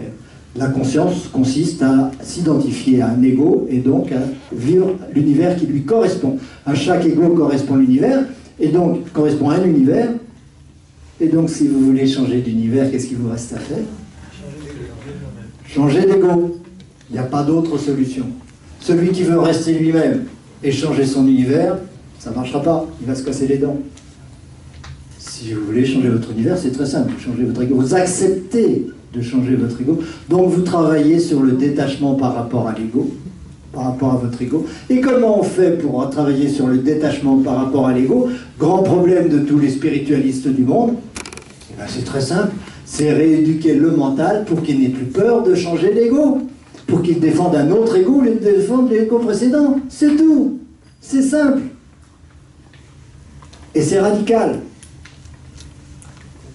Le jour où vous avez totalement intégré ce genre de choses, vous ne pouvez plus défendre un ego, défendre comme vous le défendiez avant. Vous le défendez un peu, c'est normal, mais il y a des détachements qui s'installent, et donc la peur disparaît, et donc l'acceptation arrive, et donc s'il y a acceptation, il y a l'amour, et s'il y a l'amour qui grandit, bien vous changez de dimension, vous ne pouvez pas faire autrement. Tout le monde dit il faut aimer, il faut aimer. Ben oui, il faut aimer, mais comment on fait? Ben pour aimer, il faut comprendre. Si je comprends quelqu'un, je l'aime. Tant que je ne comprends pas, je suis différent. Quelqu'un passe dans le métro, je ne connais pas. J'ai du mal à l'aimer. Mais si à l'avance, je sais que c'est moi, quel qu'il soit, ça y est, il passe, mais je l'aime déjà. Vous comprenez comment on change d'ego? J'ai compris que l'autre est moi. J'ai compris que l'autre c'est un autre nom. Moi j'étais le 125, lui c'est le 126 ou c'est le 124. Je ne pourrais pas être le 125 s'il n'était pas le 124 ou le 126. Donc si je suis attaché à mon 125, je dois être attaché à son 124. Je dois adorer, aimer son 124. Je dois aimer tous les autres êtres de la nature, tous les autres êtres de l'univers, quelle que soit leur différence, même s'ils sont très différents. Parce que le 32, il me paraît bien banal, il me paraît, il n'a rien compris, celui-là il est idiot, il est méchant, il ceci, c'est là. Mais oui, mais s'il n'était pas le 32, comment je serais le 125? Il n'y aura pas de 125, vous enlevez le 32, c'est plus l'infini. L'infini est nécessaire, donc tous les égaux sont nécessaires. Vous comprenez à quel point la compréhension métaphysique est la clé du changement personnel, et du changement social, du changement universel, du changement de la société, du changement... Vous ne pouvez plus détruire la nature comme... on ne peut plus avoir la même relation à la nature quand on a compris ça et quand on ne l'a pas compris. Hein. C'est normal. Mais il n'y a pas à en vouloir à ceux qui se conduisent mal. Ils n'ont pas compris. Et c'est grâce au fait qu'ils n'ont pas compris que moi j'ai compris. Si vous comprenez un jour, c'est parce que d'autres n'ont pas compris. Vous ne pouvez pas leur en vouloir. C'est ça la clé de l'amour. S'il y en a un qui est méchant, s'il y a un dictateur, s'il y a un assassin, s'il y a tout ça, bah aimez-le. C'est pas en l'aimant pas que vous allez l'améliorer. C'est comme si vous avez une bouteille d'eau, une bouteille d'eau. Vous dites, oh, cette eau, elle est pas bonne, elle est pleine de produits chimiques, machin. Vous lui envoyez des mauvaises ondes, c'est pas comme ça que vous allez l'améliorer. Si vous voulez que cette eau soit bonne, vous dites, ah, elle est merveilleuse, quelle chance, quelle merveille, j'ai de l'eau, c'est extraordinaire, je le remercie à tout l'univers, c'est grâce à tous les êtres de l'univers ont contribué au fait que j'ai de l'eau. Et ma gratitude pour cette eau va faire que, de fait, mon univers étant un univers d'amour, cette eau va manifester cet amour aussi. Elle ne pourra pas faire autrement. Ça, c'est l'alchimie. C'est ça, changer le plomb en or. Il n'y a pas d'autre façon. C'est une façon directe, radicale. Alors, en spiritualité, il y a deux voies. En alchimie, il y a deux voies. La voie sèche et la voie humide. Ce que je vous dis là, c'est la voie sèche. Je vous mets face à des évidences que vous ne pouvez plus renier. Votre mental ne pourra plus jamais dire le contraire. Alors il ne va pas tout de suite en tirer les conséquences. Mais un jour, il dira, il avait raison ce petit bonhomme en bleu. En vert. Et contre tous. Il avait raison. Et parce que petit à petit, ça a fait son chemin. Et le jour où vous avez compris, vous ne pouvez plus avoir la même attitude. C'est plus possible. Qui c'est qui disait ça? Ben, c'est Confucius. Tout simplement. Confucius qui était un des plus grands sages de l'histoire de l'humanité. Se dit en passant, la plupart des paroles qu'on attribue à Jésus ont été dites par Confucius 500 ans avant, presque mot pour mot. Et c'est pas grave, c'est la même connaissance. Donc c'est normal que les êtres évolués disent la même chose. Il disait, grosso modo, parce que je ne me rappelle pas de la citation exacte, à partir du moment où quelqu'un sait qui il est, c'est fini. Il ne peut plus se comporter de la même façon vis-à-vis des animaux, vis-à-vis des autres, vis-à-vis des plantes, vis-à-vis de tout ça. C'est impossible. Les croyances métaphysiques, les connaissances métaphysiques sont la cause de la manifestation de votre attitude spirituelle. Et égorger quelqu'un, c'est une attitude spirituelle comme une autre. Toute attitude est spirituelle, puisqu'il n'y a que l'esprit. Mais évidemment, le niveau de compréhension peut être différent. Donc celui qui a compris qu'il a absolument besoin de cet être, qu'il est nécessaire, et que sa réalisation personnelle consiste à aider l'autre à s'épanouir, il ne va pas lui planter un poignard. Évidemment pas, puisqu'il a compris. Donc son attitude spirituelle sera différente parce que son niveau métaphysique aura changé. Et si son niveau métaphysique ne change pas, son attitude spirituelle ne changera pas. Alors je dis ça, c'est la voie sèche, c'est-à-dire comprendre radicalement, j'ai compris, il y a des choses face auxquelles votre mental ne pourra plus faire marche arrière. Et il y en a une en particulier. Une question que je vous pose encore, je vais bien vous poser des questions, vous ne répondez pas, ça m'arrange. C'est au cas où ce que je vous dis là, vous direz, oui, bon, c'était intéressant, mais bon, c'est une opinion, tout ça. Posez Posez-vous cette question. Est-ce que je peux avoir conscience de quelque chose qui ne soit pas dans ma conscience? Est-ce que je peux avoir conscience de quelque chose qui ne soit pas dans ma conscience? Non. Oui. Il y a des oui et des non? Oui, potentiellement. C'est-à-dire? Oui, potentiellement, puisque je suis encore ignorant et que j'ai encore beaucoup à apprendre pour évoluer. C'est pas de ça que je parle. Je vous demande, est-ce que vous pouvez avoir conscience de quelque chose qui ne soit pas dans votre conscience? Vous avez conscience de moi? Ah oui. Vous avez conscience de moi? Donc je suis dans votre conscience. Si j'étais extérieur, il y a des choses qui sont extérieures à votre conscience pour l'instant. Les anges, les archanges, tout ça. Mais si vous êtes conscient de moi, alors c'est que je suis dans votre conscience. Or, votre conscience, c'est vous. C'est pas le voisin. C'est l'être. Vous êtes la conscience, puisque vous avez conscience d'un corps, vous avez conscience d'un univers. Vous êtes la conscience. Vous n'êtes pas ce corps, vous n'êtes pas cet univers. Vous allez vous en apercevoir le jour où vous n'aurez plus ce corps. Vous serez toujours là. Il y aura pas, tiens, je croyais que j'étais le corps, alors qu'en fait, je ne le suis pas. Ça, c'est radical, hein. Mais on ne s'en rappelle pas. Après, on s'arrange, le mental s'arrange pour oublier ça, de vie en vie. Mais non, vous avez conscience de moi, donc je suis dans votre conscience. Donc je suis une partie de vous. Il y a d'autres conclusions à en tirer, hein, mentalement. Donc je suis de l'esprit, puisque vous êtes conscience. Vous pouviez croire que Franck c'est de la matière, pas du tout. C'est une partie de votre esprit, donc c'est de l'esprit, rien d'autre. À aucun moment vous pouvez dire raisonnablement et rationnellement que la matière existe. C'est pas possible. Un physicien, aujourd'hui, passe son temps à essayer de prouver que la matière existe, de disséquer la matière, etc. Alors qu'en réalité, son attitude prouve d'évidence à chaque instant que la matière n'existe pas. Et c'est cette contradiction-là qui fait qu'on est abouti à la physique quantique. La physique quantique, c'est le fait d'avoir une épistémologie physicienne qui ne tient pas debout et d'observer l'atome dans l'instant présent et de s'apercevoir que les choses sont complètement à l'opposé de ce qu'on croyait. Mais comme on ne veut pas abandonner les principes épistémologiques qu'on avait au départ, on est obligé de construire une science extrêmement compliquée pour arriver à ce que tout ça concorde à peu près. Et au bout du compte, les physiciens quantiques ne comprennent rien à ce qu'ils disent. Ils sont obligés, pour l'enseigner, de dire « renoncer à tout bon sens ». C'est quand même inquiétant. Parce que quand ils vont voir leur banquier, le banquier ne leur dit pas « renoncer à tout bon sens ». Tout ce qu'on fait, c'est avec le bon sens. Et il y a un bon sens parce qu'il y a un but. Le bon sens, c'est le but. S'il n'y avait pas de but, il n'y aurait ni bon sens ni mauvais sens. Mais il y a un bon sens. Nous sommes bon sens.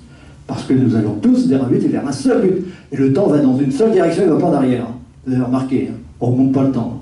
C'est dommage pour dans certains cas d'ailleurs. Mais on y va. On va dans un sens. Le temps ne va que dans un seul sens. Et la physique quantique, donc elle observe l'instant présent, alors il n'y a rien. C'est quand même embêtant, on observe la matière pour définir la matière, on s'aperçoit qu'il n'y a pas de matière. Comment on va s'en sortir? Bon, bref, on ne va pas épiloguer là-dessus. Donc voilà, donc vous ne pouvez pas avoir conscience de quelque chose qui ne soit pas dans votre conscience. Conclusion, tout est l'esprit, tout est l'esprit que vous êtes. Donc il n'y a pas d'univers. Donc, si tout est dans votre conscience, c'est bien que vous êtes le créateur. Le créateur, maintenant, vous savez comment il fonctionne. Hein. Vous savez pourquoi vous créez. Par opposition à ça, je m'oppose à ça, je crée ça, je m'oppose à autre chose, je crée autre chose. Ça dépend de ce à quoi je m'oppose. C'est-à-dire ce que j'ai intégré, ce que j'aime, ce que je suis capable d'aimer. Mon niveau d'amour définit ma capacité créatrice. Pas ma capacité, mais la nature de ma création. C'est ma capacité d'amour qui change ça. Donc, tout est l'esprit. Tous les univers vont dépendre de la position que prend cet esprit par rapport à l'infini. C'est situé ici ou là, ça va définir une qualité de matière différente. Et ainsi de suite. Vous allez tirer, une fois que vous avez une fil d'Ariane, vous allez tirer dessus et il n'y aura plus aucun mystère de l'univers pour vous. Plus un seul. Vous comprendrez pourquoi la Lune se balance alors que la Terre tourne sur elle-même. Vous comprenez pourquoi le Soleil brille alors qu'il n'y a jamais eu d'explosion nucléaire. Le Soleil n'est pas du tout une explosion nucléaire. Vous comprendrez pourquoi il y a de l'eau dans le sous-sol d'à peu près toutes les planètes, alors que les physiciens disent c'est pas possible, il peut y avoir de l'eau sur la Terre. Et c'est à cause des comètes qui contiennent de la glace, elles tombent sur la Terre, etc. Oui, d'accord, mais c'est en sous-sol qu'il y a de l'eau. Il y a beaucoup plus d'eau en sous-sol sur la Terre qu'il n'y en a en surface. Et il y en a dans toutes les planètes. Toutes les planètes connaissent de l'eau parce qu'il y a un frottement entre le noyau qui est toujours du fer et toujours solide par rapport à la surface qui est beaucoup plus grosse. Il ne peut pas tourner à la même vitesse que le noyau. Et donc il y a un frottement qui est fait du magma. Et ce magma, en se condensant, produit de la vapeur d'eau qui sort par les geysers. Et ce sont les geysers qui produisent l'eau des océans, qui après devient salée à cause du contact avec les différentes roches qui entourent ces océans. Ça, c'est des choses que un physicien dirait un truc comme ça, il le démontrerait comme on le démontre, mais il aurait petit prix Nobel. Et c'est toujours comme ça. Mon père, qui est à l'origine de cette théorie de l'origine de l'atome, moi, mon affaire, c'est l'origine de l'énergie. Ce que je vous expliquais là, c'est l'origine de l'énergie. Mon père, il expliquait, depuis 1955, il a déposé ça à l'Académie des sciences de Paris, comment et pourquoi l'univers est constitué d'une seule énergie, qui est l'énergie magnétique. Énergie magnétique, dualiste, attractive et répulsive. Quand il avait 12 ans, il s'opposait à Newton en disant à son prof de physique, ça marche pas votre truc, la gravitation ne peut pas régir l'univers. Si la gravitation régissait l'univers, il y a longtemps qu'il n'y aurait plus rien. Rien ne tiendrait debout. La Terre ne pourrait pas tourner autour du Soleil très longtemps, elle finirait par tomber dessus. Elle ne tombera jamais dessus. C'est pas la gravitation qui régit l'univers, c'est l'énergie magnétique. Et la gravitation, on le démontre donc, dans ce bouquin qui s'appelle L'univers fut. C'est mon père qui en a écrit l'essentiel de ces voilà. On prend l'origine de la gravitation. Pourquoi on a l'impression de tout s'attire alors qu'en réalité c'est en attraction et répulsion. Mais l'attraction et la répulsion, donc le magnétisme qui constitue tout l'univers, vous l'avez compris là. L'infini qui est nécessaire mais impossible. En tant qu'il est nécessaire, c'est l'attraction. En tant qu'il est impossible, c'est la répulsion. Et donc il ne peut pas y avoir d'autre énergie que l'énergie magnétique. Toutes les autres énergies, la radioactivité, l'électricité, ce que vous voulez, la gravitation, ce sont des développements, des formes successives de cette énergie magnétique dans des conditions particulières.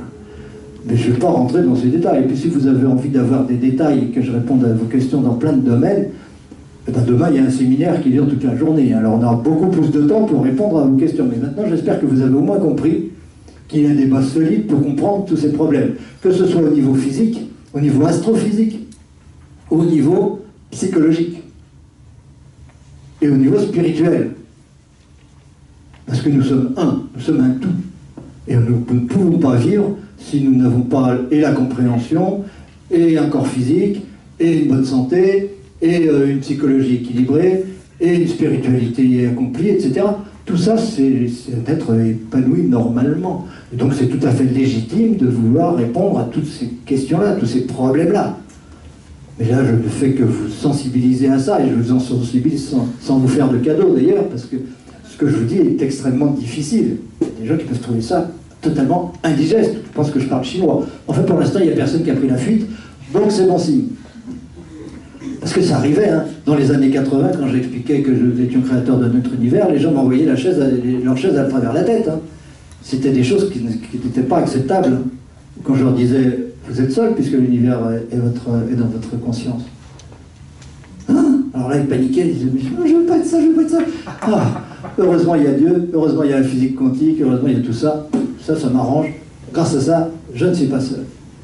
La peur de la solitude est le plus grand obstacle psychologique à l'évolution spirituelle. Je ne vous donne pas des détails là-dessus. Si vous en voulez, vous le verrez. Vous le comprendrez. C'est facile à comprendre. Mais c'est tout à fait clair. L'ego, il a besoin d'être entouré.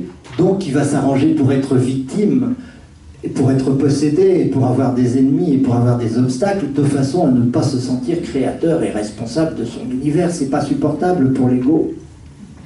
Pour le mental en l'occurrence. Mais un mental qui a compris, ben, il a plus peur d'être créateur. Il a plus peur d'être seul. Il a plus peur que l'univers soit illusion. Donc les autres, comment l'univers est illusion? Mais c'est une horreur, mais si l'univers est une illusion, alors La vie ne vaut plus la peine d'être vécue, autant se suicider tout de suite. Voilà les réactions qu'on pouvait avoir, et on peut les avoir encore. Il y a des jeunes qui se suicident, etc. Parce qu'ils ont l'intuition que tout est illusion, ou ils ont l'intuition de leur solitude infinie. Ils ne peuvent pas le supporter parce qu'ils n'ont pas les bases métaphysiques. Donc si vous voulez sauver les gens du suicide, ben, c'est le moment de faire de la métaphysique. Ils pourront comprendre ce langage-là. Ils comprendront que l'illusion n'est pas du tout une chose dangereuse ou méchante. L'illusion, c'est quoi? C'est la question que j'ai posée à monsieur. Tout est dans ma conscience. Donc tout est illusion, puisque tout est mon esprit. Tout est l'esprit.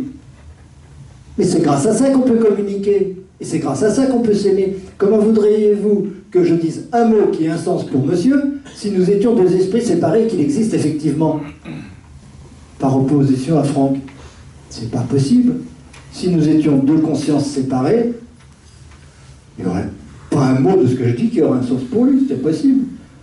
On ne pourrait pas s'aimer. On s'aime. Eh oui. On ne pourrait pas communiquer.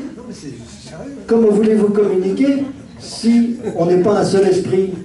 C'est parce qu'on est dans la même conscience que les individus peuvent communiquer entre eux. Et c'est pour ça qu'ils peuvent s'aimer. Je ne vais pas aimer l'univers si ce n'est pas déjà moi. C'est pas possible. Hein? Nous sommes dans le non-conflit. Ah oui. Nous sommes dans le non-conflit. Ben, puisqu'on aime, il faut.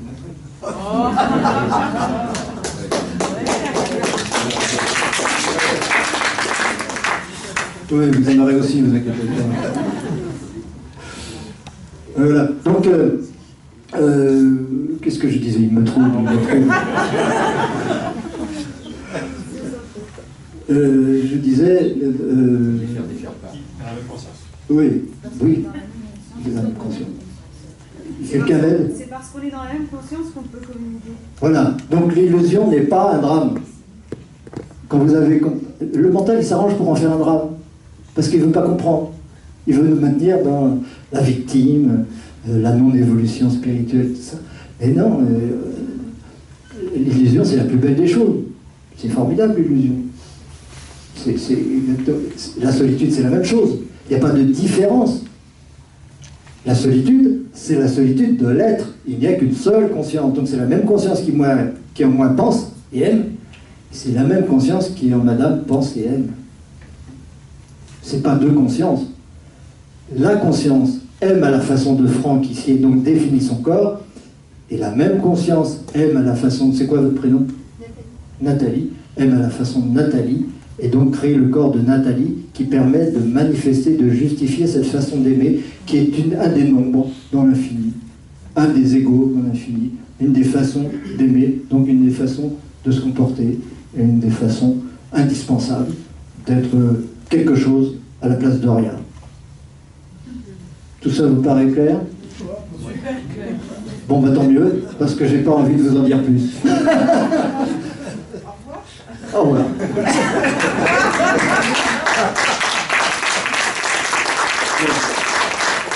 J'ai aucune idée de l'heure qu'il est.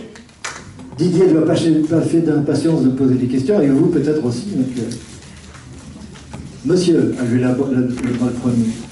Moi j'ai une question. Vous avez dit s'il y a infini, il est nul. Oui.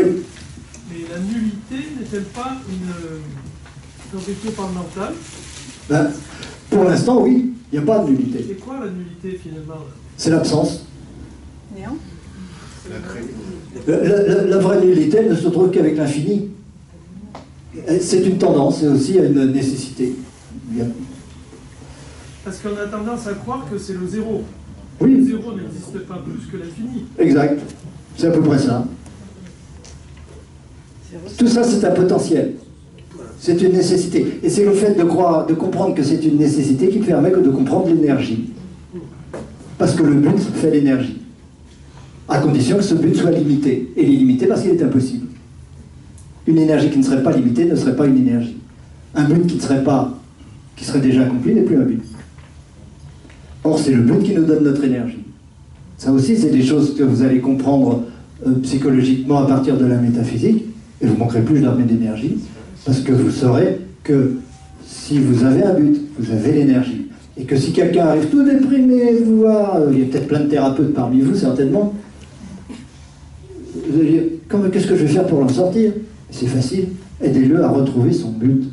Dès l'instant que vous allez dire une chose qui l'anime, qui est sa mission, qui est ce qu'il a besoin de faire, envie de faire, dès que vous lui retrouvez son but, tout de suite il s'éclaire. Il va se remettre à sourire, il va se remettre à rire, etc. Au revoir, ça fait 50 €. Non, je plaisante.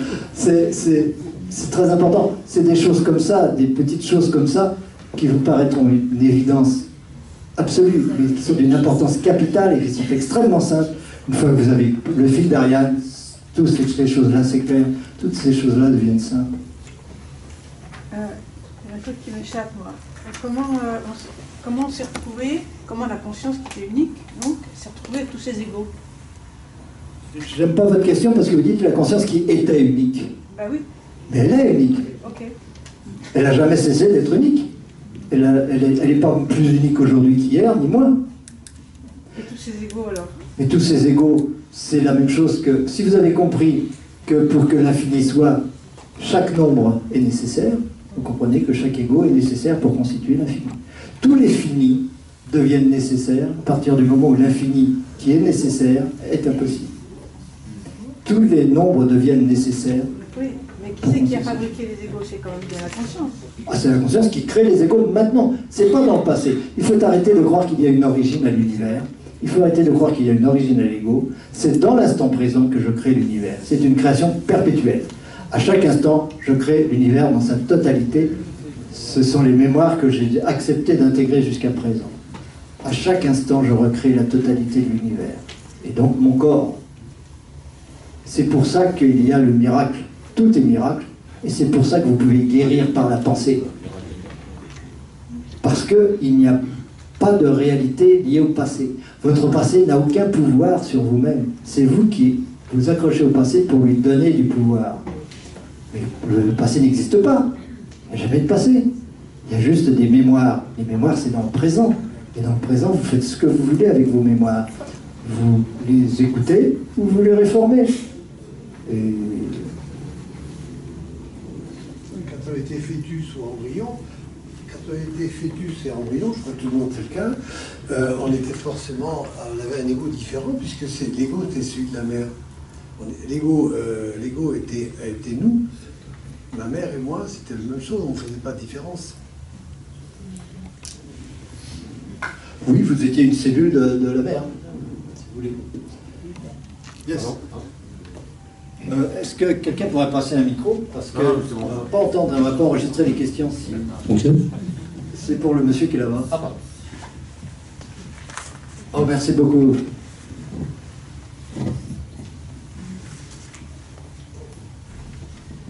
C'est assez simple, c'est juste pourquoi on ne se rappellerait pas de nos vies d'avant du coup? Si jamais on en a eu, quel est l'intérêt?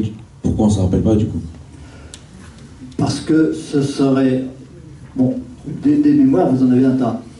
Mais si vous vous en souveniez de toutes, là, vous ne pourriez plus rien faire. Ça vous bloquerait totalement. Il faut se rappeler juste, on se rappelle juste des mémoires immédiates, n'est-ce pas? Ce qu'on a vécu dans cette vie, encore depuis que le mental est développé. Même avant les 4 ans, on se rappelle généralement de rien. Mais imaginez, je donne un exemple, imaginez que vous vous souveniez qu'il y a 500 ans, je vous ai planté une épée à travers le corps, est-ce qu'on aurait la même facilité de relation? Du coup, ça veut dire que notre mémoire serait complète, je veux dire, on ferait comme un burn-out, on aurait trop d'informations? Oui, ce serait ingérable. C'est une protection qu'on se donne. Le mental, de toute façon, est une protection. C'est une protection pour l'ego, mais comme je vous ai dit, il est dualiste, et il ne demande qu'une chose, lorsqu'il est rééduqué, c'est d'aider à l'évolution. En fait, il devient un allié, alors qu'au départ, il était un blocage. Il était un blocage tant qu'il y a la peur. Une fois qu'il est rassuré, eh bien, il devient le plus grand des alliés pour votre évolution. Et une de ses fonctions essentielles, c'est de limiter nos mémoires, de nous empêcher de nous rappeler de nos mémoires. On ne peut pas se rappeler de tout ce qu'on a vécu. Mais c'est intégré. Tout ce qui reste, c'est la conscience du présent, de la surface, je disais, la superficie de l'être, là où je suis en opposition au monde. Tout ce que j'ai intégré jusqu'à présent, c'est tous ces passés, toutes ces mémoires, il reste des mémoires. Et de mon attitude de ma compréhension métaphysique dépend le pouvoir que je donne à ces mémoires ou que je ne leur donne pas. Monsieur qui est derrière vous, est peut-être d'accord avec moi. Hein. Non, oui.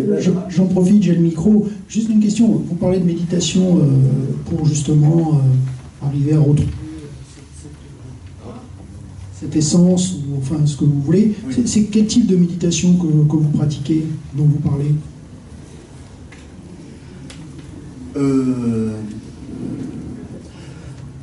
Moi, j'ai toujours été favorable et pratiqué des méditations dirigées, c'est-à-dire organisées. Pas jamais à essayer de rentrer n'importe quoi. Ça peut se faire aussi. Il y a des gens qui s'arrangent pour évacuer toute pensée, etc. Moi, c'est pas ça que j'utilise et que j'ai envie d'utiliser. Pour moi, j'ai un concept, je me concentre sur ce concept-là et j'essaie d'en tirer toute la substance et ça va exactement. C'est vraiment de la concentration plus que de la métaphysique. Plus que de la méditation, pardon. J'ai une question, désolé, j'ai mal à la gorge. Comment vous avez réalisé votre véritable nature? Quel a été le chemin et comment vous en êtes arrivé là? Je suis très flatté que vous disiez que j'ai réalisé ma vraie nature. Je suis en chemin comme tout le monde, comme vous et comme chacun d'entre nous ici. On est tous là pour s'entraider et donc pour moi faire une conférence c'est aider des gens à avoir moins peur et à mieux se connaître et donc à évoluer et donc à s'épanouir. Ce qui ne veut pas dire que dans d'autres domaines je ne suis pas du tout réalisé. Comment vous avez trouvé les informations ou expérimenté ces informations? Comment vous en êtes arrivé à ces conclusions? Bon, je suis quand même parti de quelque chose de puissant qui est les travaux de mon père. Une fois qu'on sait que toute énergie est magnétique et dualiste, on sait, c'est moi qui le disais d'ailleurs, que tout ça était forcément égal à zéro, puisque l'énergie magnétique, c'est que l'opposition de deux principes qui n'ont aucune substance. C'est juste une opposition de principes, comme plus 5, moins 5, c'est égal à zéro. Donc en fait, tout est égal à zéro. Alors je me suis dit, à partir de là, donc la seule chose importante à comprendre, c'est pourquoi on a l'impression d'une dualité alors que c'est le néant. Parce que de fait, enfin, je disais tout à l'heure, le néant est impossible. C'est paradoxal, mais c'est comme ça. De fait, la seule question importante pour moi, c'était ça. Pourquoi quelque chose à la place de rien? Puisqu'il n'y a rien. Pourquoi ce rien a une apparence de quelque chose? Voilà. Une fois qu'on pose la bonne question, on a la bonne réponse. Et tant qu'on n'a pas la bonne question, on ne peut pas comprendre. Et j'ai retourné ça. Ça m'a pris un peu de temps. J'ai commencé à travailler ça en 1973, lorsque mon père a écrit la partie essentielle du bouquin « Et l'univers fut là-bas », que donc j'ai repris un peu plus moderne pour rajouter tous les développements. Je faisais les corrections à l'époque, et je me suis dit, mais c'est génial ce qu'il a trouvé le paternel. On a une seule énergie pour expliquer tous les phénomènes physiques et astrophysiques et biologiques et psychologiques de l'univers. C'est quand même extraordinaire. Et lui, il avait trouvé ça juste par le bon sens et par des exercices, pas par des exercices de méditation, mais il est horloger. Alors un horloger, ça médite toujours. Parce qu'il médite sur le temps, il médite sur les petites mécaniques, et ça vient et tout. Et puis un jour, en fabriquant des pièces d'horlogerie, des petits ressorts, il faisait un va-et-vient comme ça, et puis il a découvert la dégravitation. Et à partir de la dégravitation, il a compris comment un atome pouvait se mettre en route. À partir de là, il a fait des développements, il a dit, ben alors si ça se passe comme ça doit se passer comme ça. Et donc la Lune, elle doit faire ça, et le Soleil, il va faire. Et après, il a regardé dans les bouquins d'astronomie, il dit, bah oui, c'est comme ça. Tous les problèmes des physiciens et des astrophysiciens qui ne s'expliquaient pas, lui, il les avait devinés, simplement parce qu'il avait compris le processus. Donc, c'est évidemment génial, mais je me disais, il s'arrête en besogne, parce que lui, il disait, bah, l'énergie magnétique, c'est Dieu. Puis voilà. De toute façon, lui, il préfère être déiste, et il n'est pas allé plus loin. Moi, je me suis dit, non, il faut aller plus loin.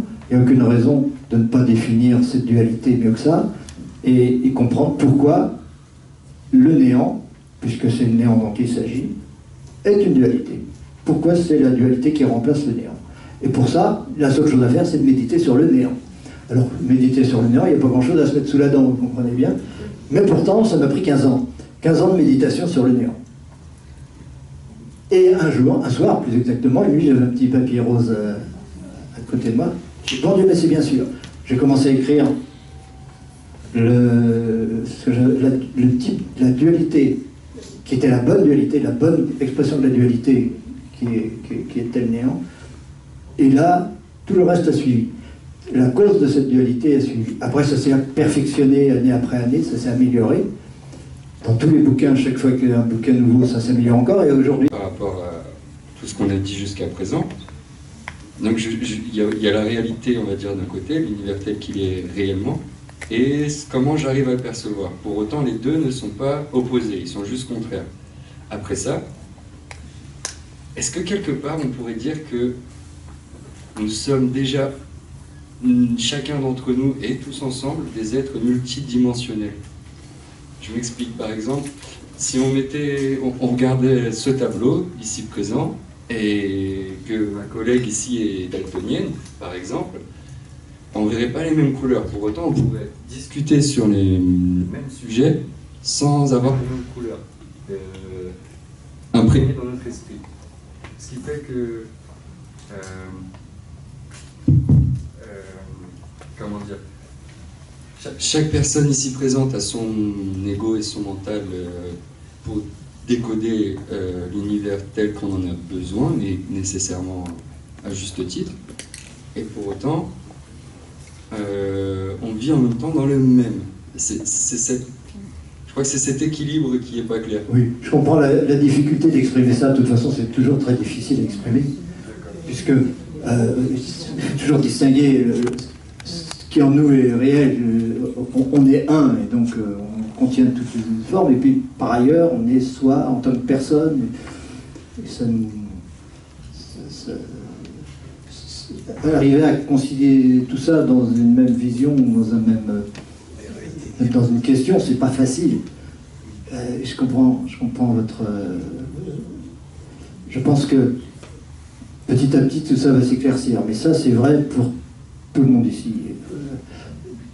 Tout le monde a des questions de cet ordre-là et tout le monde a du mal à formuler ces questions. Mais ça va venir, parce que les concepts vont être de plus en plus clairs. Et vous verrez à quel point le fait d'avoir un univers commun, des univers communs, et en même temps de savoir qu'on est un seul, et en même temps qu'ils sont différents, on arrivera à que ça ne pose plus de problème. Mais de toute façon, ça va s'améliorer toujours. Et ma formulation va s'améliorer toujours. La formulation va s'améliorer toujours. Parce que le but est infini. Et on n'aura jamais une expression absolument parfaite de l'absolu, c'est impossible. Ça ne peut être qu'une évolution, c'en est une. Vous en faites partie, j'en fais partie, on en fait tous partie de cette évolution. J'en profite pour vous donner le... En fait, j'avais deux questions. La première, c'était celle par rapport au triangle. Vous m'entendez là? Oui. La première question concernait le triangle que vous avez fait au tableau. À la base du triangle, vous avez mis la conscience en disant qu'elle sépare. Puis sur un autre côté, vous avez mis l'amour en disant qu'elle réunit. Mais le troisième côté, c'est quoi? Non, oh, ça compte pas. Non, non, alors, non, pas du tout. Je vais prendre le micro. Je redonnerai pour donner la question. Non, non, il n'y a pas de troisième côté, c'est simplement que ce que je sépare se réunit. C'est tout. Vous pouvez mettre l'amour dans toutes les directions que vous voulez, ça sera toujours l'amour. Tout ce qui fait que ça, vous pouvez voir ça comme une pyramide avec une surface. Ben, toute cette surface se concentre en un point, sous tous les angles. C'est pas... Oui, ce sont les niveaux qui peuvent être différents. Tout ce qui est séparé, petit à petit, s'unit. La vocation s'unit. D'accord. Et puis alors, l'autre question, alors elle est un peu compliquée, mais j'aimerais savoir quel lien vous faites, ou comment vous définissez, ou quel discernement vous faites entre l'ego, l'esprit, le soi, qu'est-ce qu'il faut dire, l'âme. Voilà, c'est un peu confus tout ça. Oui, alors, évidemment, ce sont mes définitions, mais elles ont leur raison d'être, et elles sont celles qui m'ont pas paru les plus cohérentes au bout d'un moment. Donc, pour moi, l'esprit, conscience et amour,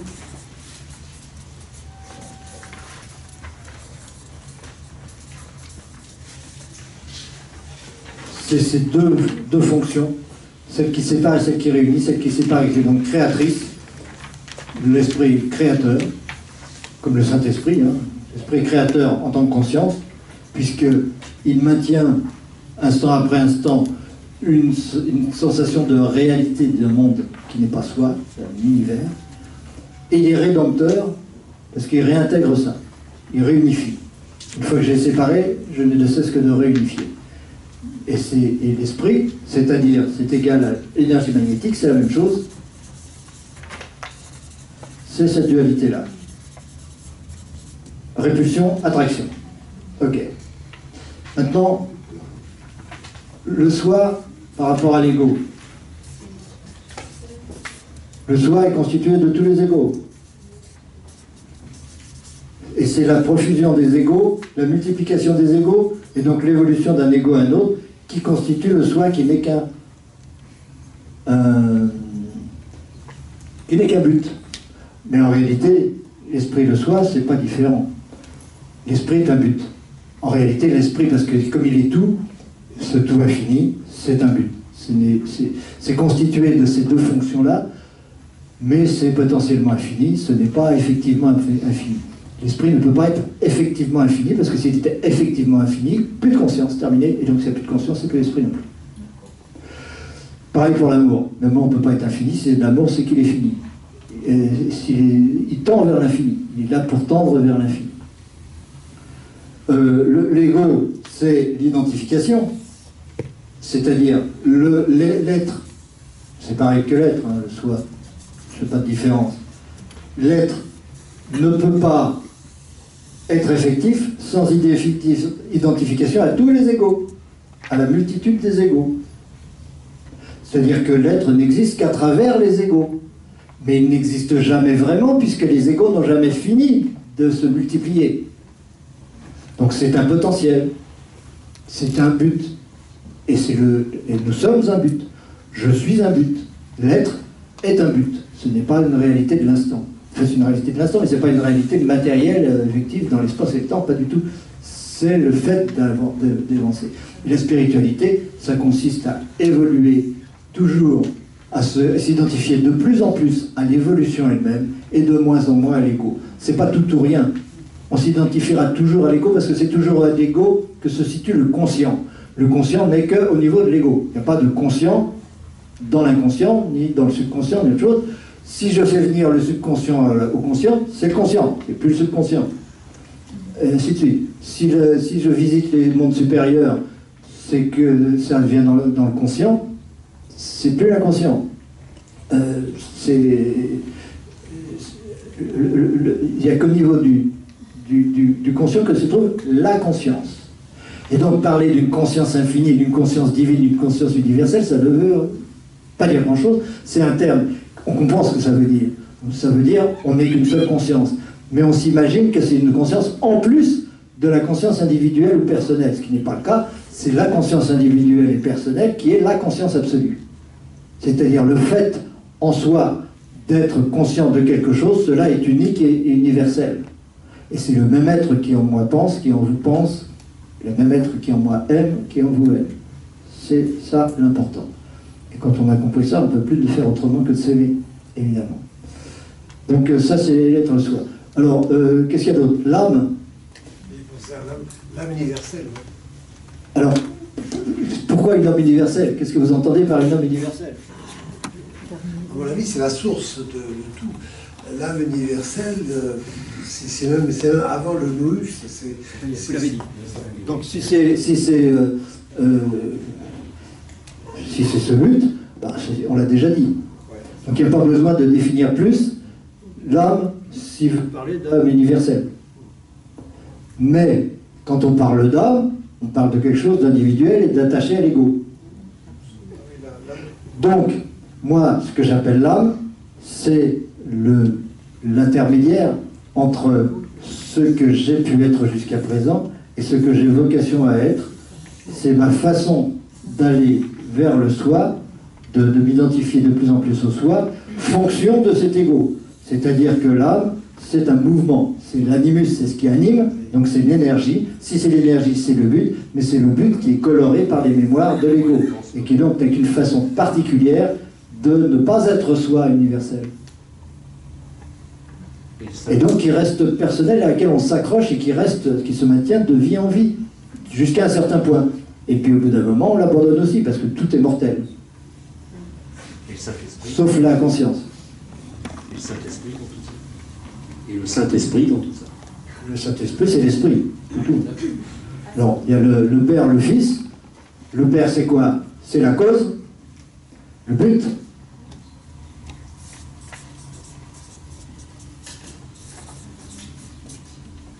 Le Fils, c'est les faits,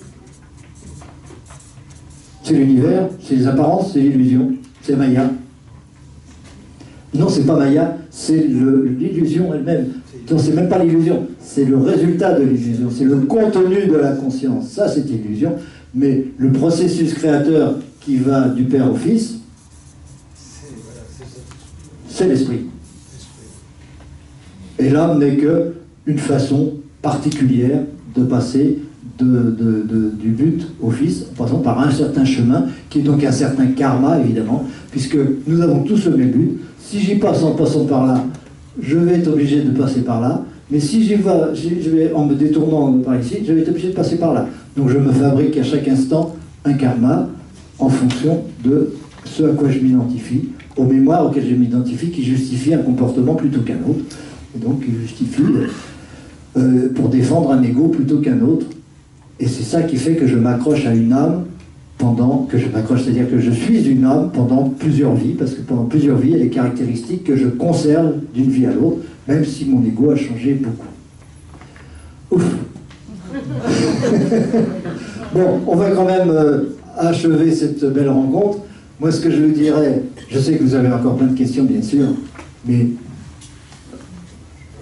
c'est à l'infini aussi. Il y a un potentiel infini de questions, on le sait. Si vous voulez continuer, eh bien, demain, pendant le séminaire, il commence à quelle heure? 10 heures. Et qui finit à 17 heures. On verra bien si on mange entre les deux. Là, ce séminaire sera fait en fonction des besoins spécifiques des personnes qui seront là. Et on aura le temps de la journée, vous vous en rendez compte, de régler énormément de problèmes en fonction de vos besoins spirituels et donc psychologiques, pour intégrer cela, pour préciser cela, pour en faire votre chose, pour vous dire, ça y est, maintenant, au bout de la journée, j'ai compris, je vais pouvoir régler au moins ce problème-là. Et quand vous êtes capable d'en résoudre un, comme c'est la même clé qui va ouvrir les autres, vous serez capable d'en résoudre beaucoup d'autres. Et c'est toujours en partant d'un besoin personnel qu'on peut avancer. Maintenant, je vous ai donné des bases. Vous avez encore plein de choses qui ne sont pas acceptées, qui ne sont pas intégrées, qui sont encore fumeuses dans votre esprit, bien entendu. Évidemment, on sera obligé de revenir dessus, et de revenir dessus pour que ça vous paraisse clair. Vous dites, ah, ça y est, maintenant j'ai compris ce qu'il voulait dire. Et puis après, vous continuez, vous avez des livres, vous avez les cours, vous avez tout ça. C'est l'affaire d'une vie. Il ne faut pas être impatient. La spiritualité, c'est pas l'affaire de 5 minutes. C'est pas un caprice, c'est pas non plus de l'orgueil. La spiritualité, c'est votre existence à travers tous les âges et tous les univers. Donc vous avez tout votre temps, mais vous êtes dans une incarnation maintenant décisive, parce que c'est l'incarnation dans laquelle votre mental peut sortir d'un état de crainte à un état d'enthousiasme, au sens étymologique du mot, pour aller vers votre réalité, vers votre réalisation. Donc c'est ce que je vous souhaite évidemment. J'espère avec grand plaisir vous revoir demain dans la salle d'en face, je suppose, à côté, c'est donc pas loin, à 10h, même avant pour vous inscrire, hein, 9h30 je suppose. Et ce plaisir sera, je suis sûr, un plaisir partagé, parce qu'on a tous besoin d'évoluer, Et moi, c'est grâce à vous, grâce à votre écoute et grâce à vos questions et grâce à vos besoins que je peux manifester le soi, que j'ai vocation à manifester, comme chacun d'entre vous a à le manifester. C'est toujours à travers les besoins des autres qu'on peut manifester qu'on est créateur. Si on n'était pas séparés, si on n'avait pas ce sentiment de séparation des égaux les uns opposés aux autres, on ne pourrait pas évoluer parce qu'on ne pourrait pas s'entraider, on ne pourrait pas se donner de l'amour. Et donc, on va commencer demain, mais avant demain, on va commencer tout de suite, n'est-ce pas?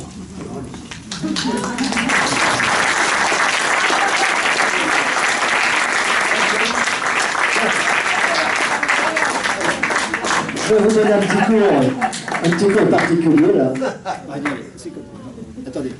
Un hug, ça se fait bras gauche en l'air. Voilà, bras gauche en l'air. Comme ça, c'est facile, on n'hésite pas, on sait comment on s'attrape, et on est cœur contre cœur. Et on peut sentir le battement du cœur dans son propre cœur. Et ce cœur symbolise le soi qui nous est commun à tous. Donc, allez-y, ne vous gênez pas. Allez, allez-y.